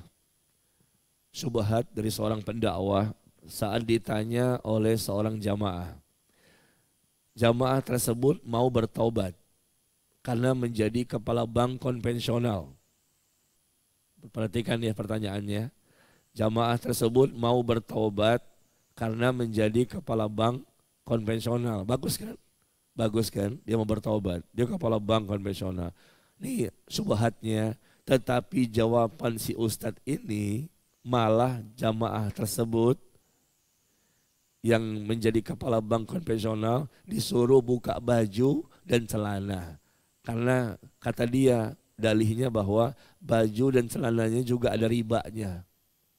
Gimana nih ustadz pemahaman pendakwah tersebut? Ini orang mau bertobat, Pak. Seharusnya kan kita berikan semangat ya. Tumbuhkan rasa takut kepada Allah. Tapi pendakwah ini mengatakan si kepala bank konvensional ini, kalau betul kamu ingin bertobat, buka bajunya, buka celananya. Gimana ini? Dalilnya apa? Dalihnya karena baju dan celana juga ada ribanya. Mungkin dia beli baju itu dari hasil uang ribanya. Dia beli celana dari uang ribanya. Mungkin begitu kali maksudnya ya. Ya, sehingga suruh buka semuanya. Tapi janganlah buka di masjid. Ya, subhanallah. Orang yang ingin bertobat seperti ini memang kita tumbuhkan rasa takut kepada Allah dan hasil-hasil ribanya itu ya tidak boleh dia miliki kembali. Dia berikan semua kepada fakir miskin dan dia boleh ambil secukupnya untuk kebutuhan dia dan keluarganya. Ya, untuk kebutuhan dia dan keluarganya, dan para ulama mengatakan ambil secukupnya untuk kebutuhan dirinya dan keluarganya selama 1 tahun. Berapa kira-kira sebulan? Kalikan 12 berarti setahun. Sisa uang yang ada berikan semua kepada fakir miskin. Itu cara taubat. Taubat dari riba. Karena uang si kepala bank konvensional ini yang ada di bank, mungkin kan dia simpan juga kan. Kepala bank ya tentunya hartanya banyak. Tapi kan itu semua uang itu uang riba, hasil riba. Dia digaji dari hasil riba. Maka tidak boleh dimiliki. Keluarkan semuanya kecuali ya dia boleh miliki, kata para ulama, kalau semua dikeluarkan miskin dia. Semua dikeluarkan fakir dia kan, mau makan gimana? Maka boleh diambil kebutuhan dia selama 1 tahun. Kira-kira berapa? Itu yang diambil, sisanya semua dikeluarkan. Ya, jangan dimiliki kembali. Karena itu uang haram semuanya. Diambil saja secukupnya selama setahun. Misalnya sebulan dia butuh untuk kebutuhan rumah tangga. Ini andai kata ya 10 juta misalnya. Maka 10 juta kali 12. Berarti 120 juta. Itu saja yang boleh diambil. Ya. Yang lain berikan kepada fakir miskin atau untuk kepentingan umum. Seperti itu cara bertobatnya. Dan tidak mesti juga baju dan celananya semua diberikan kepada orang lain. Dia butuh baju, dia butuh celana, duit saja, uang yang dia miliki saja nggak semuanya dikasih ke orang. Kata para ulama dia boleh ambil untuk kebutuhan setahun. Ya, jadi nggak semuanya. Begitu juga baju dan celana. Nggak mesti baju dan celana itu diberikan semuanya kepada orang lain. Ya, karena memang dia juga membutuhkan kan baju dan celana. Kalau semuanya diberikan, berarti dia pakai apa? Kan telanjang, terbuka auratnya. Jadi ingin menuntaskan kemaksiatan tapi dengan cara yang salah ya. Jadi jangan suruh buka baju dan celana. Karena memang baju dan celana itu kebutuhan. Sama seperti duit, jangan semuanya diberikan atau diserahkan kepada orang lain karena dia juga ada kebutuhan. Kalau diserahkan semua jadi fakir miskin dia. Ya, nggak bisa seperti itu. Caranya tidak efektif, tidak bijaksana dan justru tidak menyelesaikan permasalahan.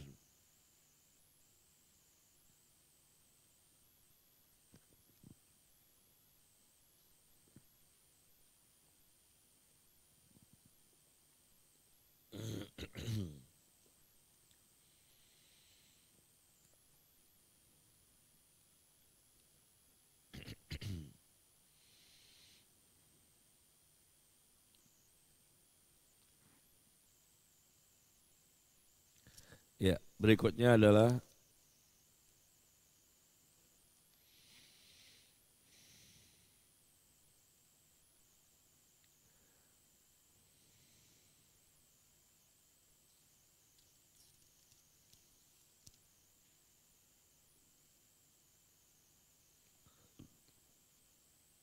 bagaimana hukum menyimpan uang di ATM dan apa hukum transfer melalui link. Ya, udah saya katakan tadi ya, menyimpan uang tidak masalah. Transfer juga tidak masalah. Karena memang ini namanya kebutuhan yang tidak bisa kita hindari. Ya, karena di rumah itu tidak ada keselamatan ya, dikhawatirkan keselamatan jiwa terancam, keselamatan harta pun terancam dan para ulama mengatakan boleh untuk menyimpan uang di bank karena terpaksa darurat. Tapi kalau uangnya sedikit ya di rumah aja. Tapi kalau uangnya banyak ya tentunya boleh ya terpaksa darurat. Jadi transfer boleh, simpan boleh. Yang nggak boleh adalah kita mengambil bunganya.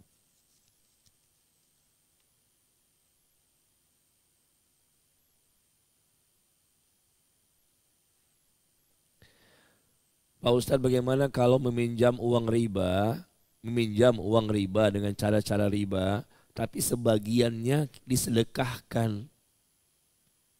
Sedekah dari uang haram tidak diterima. Percuma, sia-sia. Allah tidak menerima sedekah infak dari uang haram. Infak dan sedekah itu harus dari harta yang halal. Niatnya harus ikhlas dan diberikan kepada orang-orang yang memang membutuhkan, bukan untuk kemaksiatan.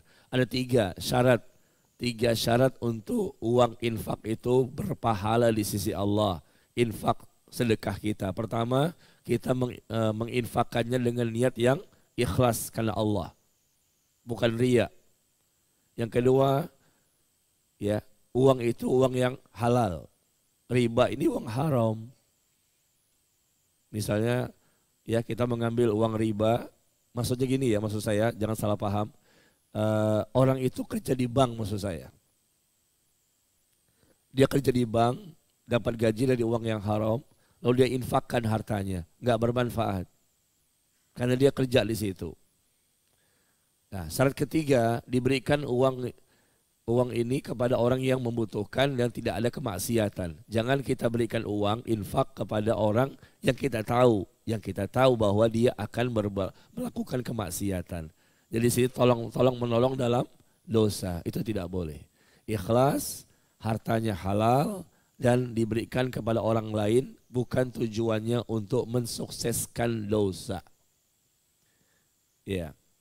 Nah, di sini pertanyaannya, jika meminjam uang riba, sebagian disedekahkan, meminjam. Perhatikan ya, ketika meminjam ribanya itu dosa. Meminjamnya dengan cara riba. Setelah dia peroleh uangnya itu, kemudian dia sedekahkan kepada orang lain, maka jatuhnya apa? Boleh. Dan itu insya Allah mendapatkan pahala. Beda dengan orang yang kerja di bank tadi ya. Ini kan bukan kerja di bank. Orang pinjam sama orang lain, pinjam dong berapa? 5 juta, kembalinya 6 juta ya. Waduh, berat banget ya. Kadang-kadang 7 juta. Ya udahlah, oke, sepakat 5 juta kembali 6 juta. Dia dapat 6 juta, dapat 5 juta itu. Ketika sudah dapat 5 juta ini, maka caranya tadi transaksi dengan riba karena sepakat kembalinya 6 juta. Itu dosa besar. Yang meminjamkan dapat dosa, yang minjem pun dapat dosa. Dosanya sama, dilaknat oleh Allah. Prosesnya itu yang dosa besar. Tapi setelah terima duitnya, duit itu kemudian dia sedekahkan misalnya. Itu boleh. Itu insya Allah berpahala. Transaksinya saja tadi yang dosa, tapi setelah dia mendapatkan duitnya, itu bukan uang haram. Uangnya bukan haram. Tapi transaksinya itu yang haram. Karena dia sepakat untuk membayar 5 juta menjadi 6 juta. Bisa dipahami? Halo? Ya, 5 juta menjadi 6 juta. Dia sepakati, itu dosanya. Tapi setelah dia dapat duitnya, 5 juta tadi, mungkin 6 juta itu dibayarnya 2 bulan yang akan datang. Ya. Setelah dia terima duitnya, nah itu uangnya uang halal. Karena dia pinjam boleh. Cuman pinjamnya salah. Prosesnya saja yang salah, tapi uangnya halal ya. Maka dia boleh untuk sedekahkan kepada orang lain. Tapi kalau memang dia sebagai pekerja di bank, asuransi atau pegadaian atau sebagai rentenir, lintah darat, lintah laut, barangkali lintah laut ya, maka itu yang tidak bermanfaat sedekah yang mereka keluarkan.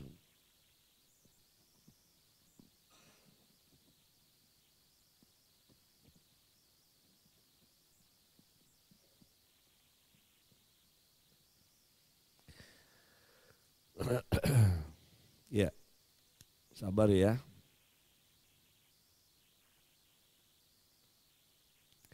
Ustadz, anak kami, nah ini anak kami nih, bekerja di perusahaan IT.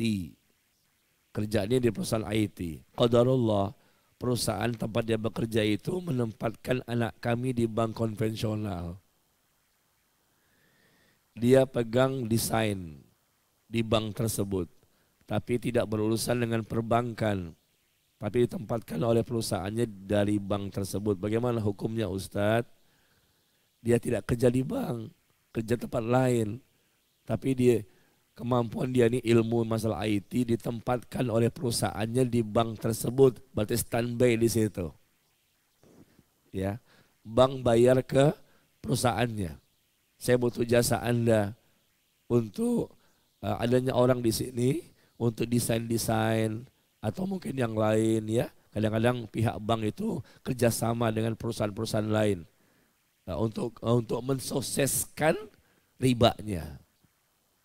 Dia butuh bantuan orang lain. Kalau kerja di banknya jelas ya nggak boleh, haram.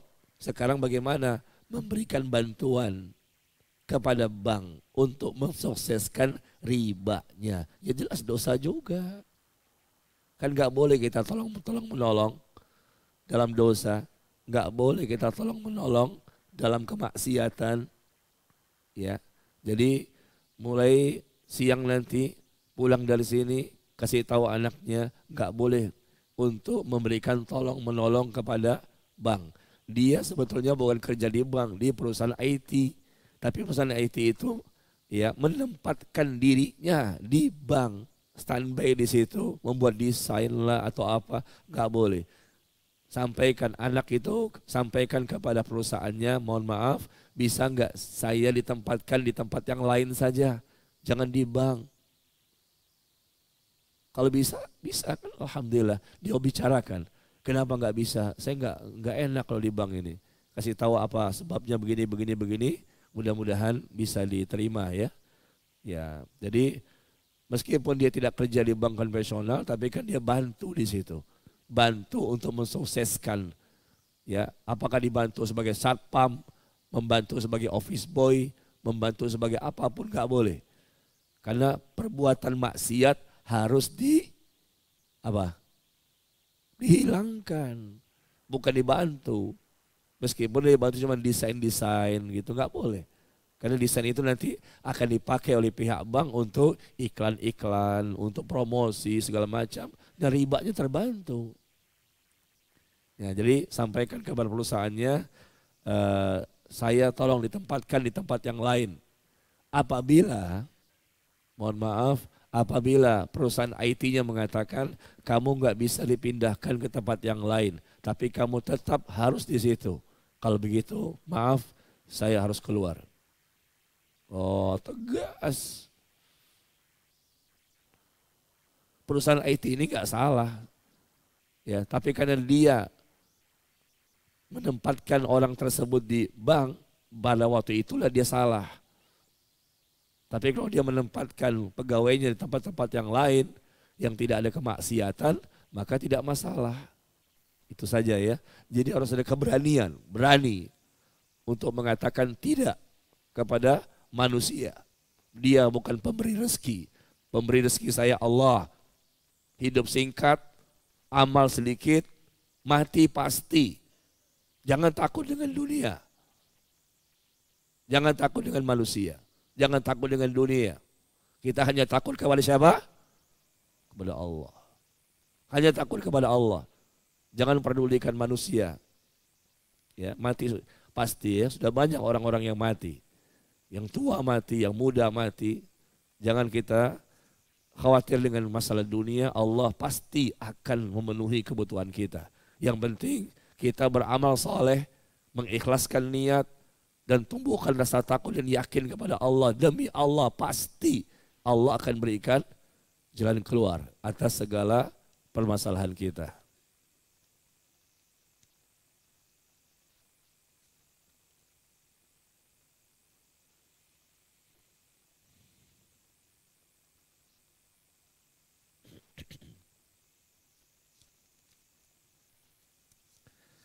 Ya, kemudian berikutnya adalah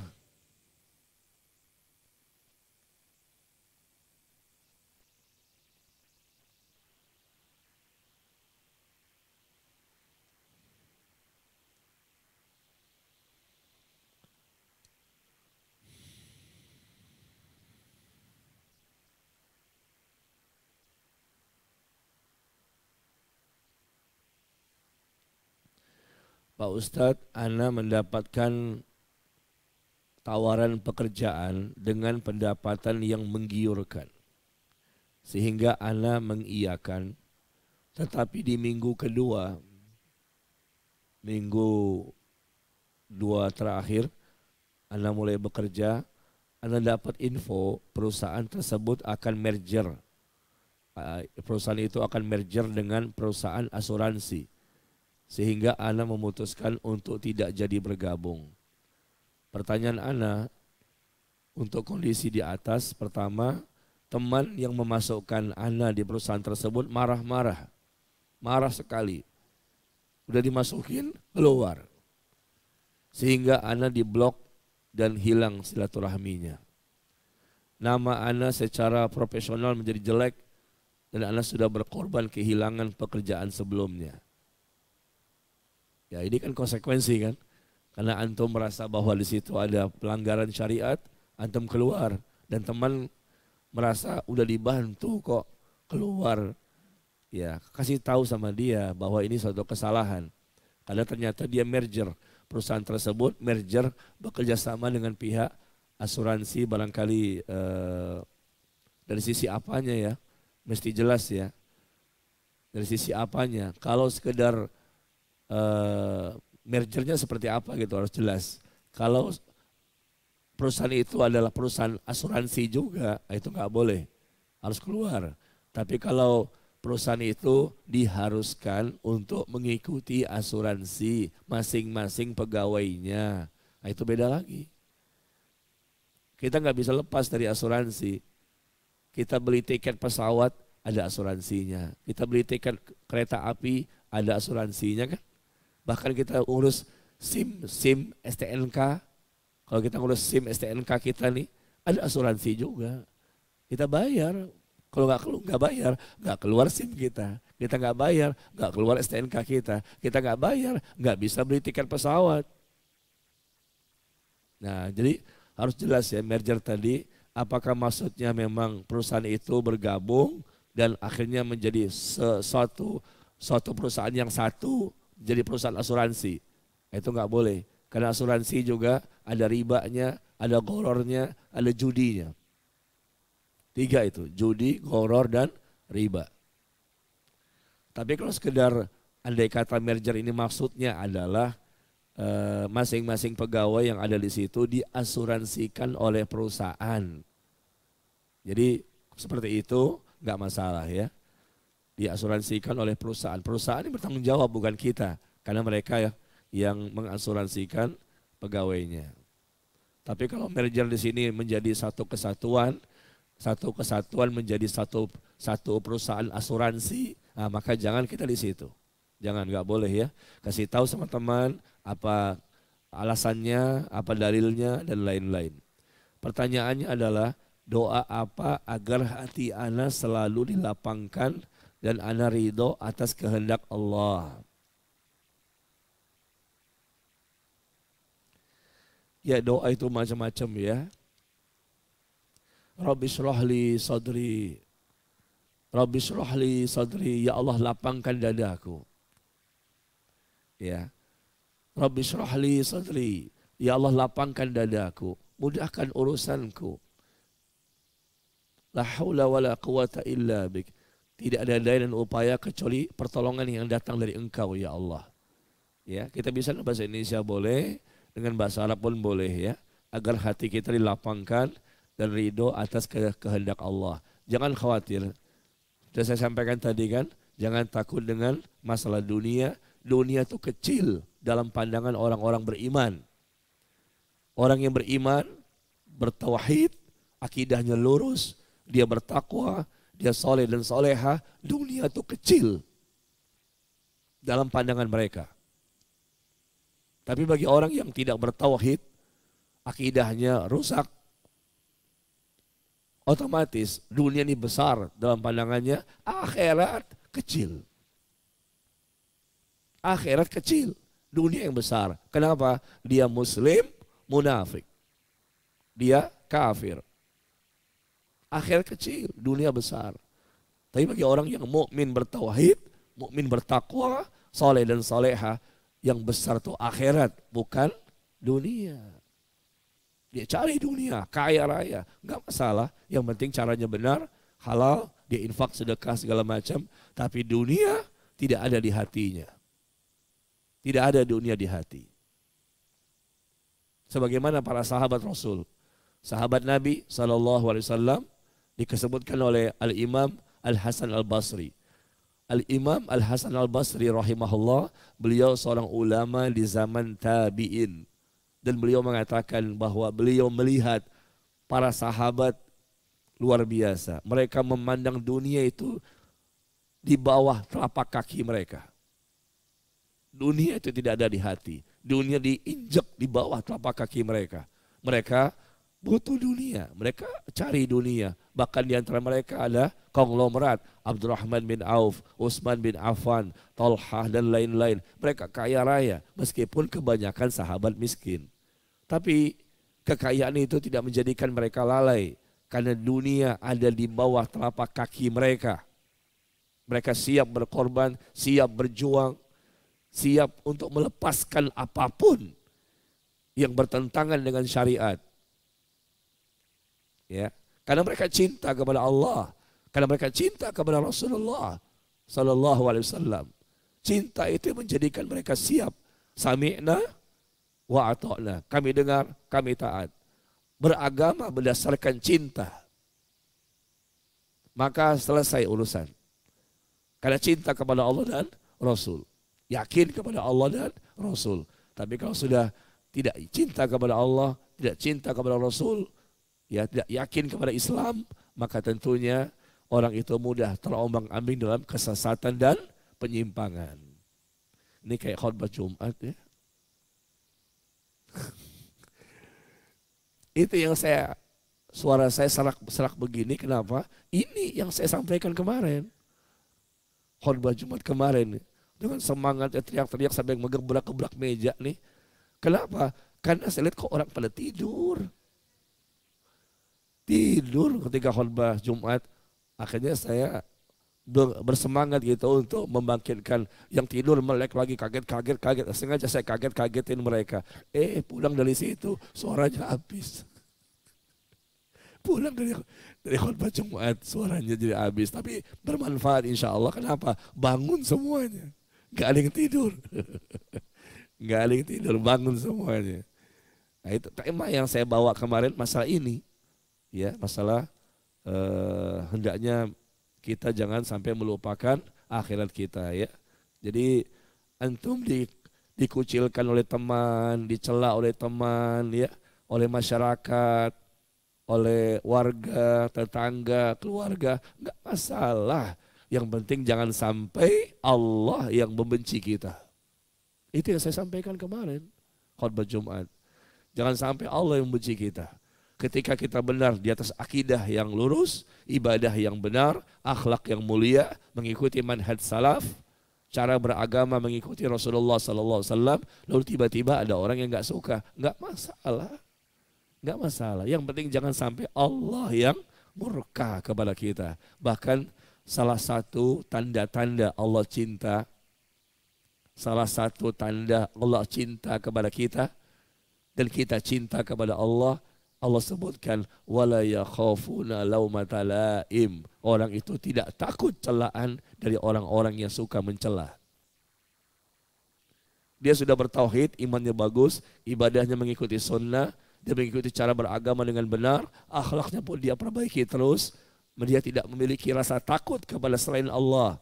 Tidak takut dengan celaan-celaan orang yang suka mencela. Ini orang yang Allah cintai. Di mana kita bisa dapatkan informasinya? Di surah Al-Ma'idah. Al-Ma'idah ayat ke-54. Di surah Al-Ma'idah ayat ke-54 ya. Bagaimana Allah menjelaskan tentang orang-orang yang Allah cintai. Tanda-tandanya seperti apa? 1, 2, 3 dan seterusnya.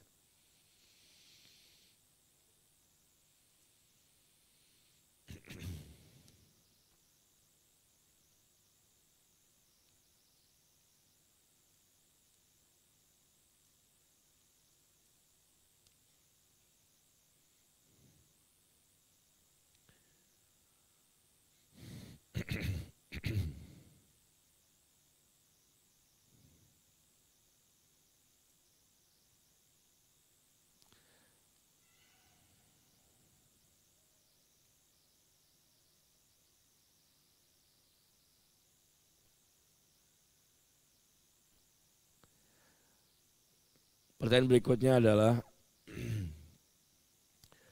misalkan kita lupa dengan utang kita ke orang. Ya, suka melupakan hutang kita ke orang ya, tapi coba orang utang sama kita ingat terus ya. Kita lupa dengan utang kita ke orang, terus orang yang meminjamkan kita uang ternyata juga lupa dengan utang kita, sama-sama lupa. Enak dong. Kita lupa berapa hutang kita, yang meminjamkan juga lupa berapa ya. Terus gimana Ustadz? Tanggapan kita sebaiknya, iya, yang nanya pusing, Ustadz juga pusing. Gimana ini? Ya, yang pinjam lupa nggak dicatat, yang meminjamkan juga lupa nggak dicatat. Gimana? Ya coba diingat-ingat lah. Coba diingat-ingat ya. Mudah-mudahan bisa cari catatan-catatannya ya. Mudah-mudahan bisa didiskusikan, dimusyawarahkan, dicari titik temunya. Mudah-mudahan nanti bisa diketahui berapa jumlah hutang kita yang sebenarnya. Ya, insya Allah. Coba dibicarakan saja. Wallahu a'lam bishawab. Mohon maaf ya, azan sebentar lagi karena waktu kita nih zuhur sangat cepat saat ini ya. Mohon maaf, ada beberapa tinggal sedikit sebetulnya pertanyaan yang belum bisa saya jawab karena waktu kita juga sudah hampir habis. Nah, insya Allah kita akan bahas kembali ya. Kita akan bahas kembali bab riba ini pada bulan depan awal Desember. Ya, insya Allah detail, insya Allah lebih detail tentang contoh-contoh jual beli yang riba atau tukar menukar barang yang sifatnya riba. Hari ini baru mukadimah ya, contohnya belum banyak. Dan mudah-mudahan pada pertemuan bulan depan insya Allah suara saya sudah semakin baik. Ya. Demikian, jazakumullahu khairan, wallahu taala a'lam bis-shawab. Wa sallallahu ala nabiyyina Muhammad walhamdulillahi rabbil alamin. Subhanakallahumma wa bihamdika asyhadu an la ilaha illa anta astaghfiruka wa atubu ilaik. Wassalamualaikum warahmatullahi wabarakatuh.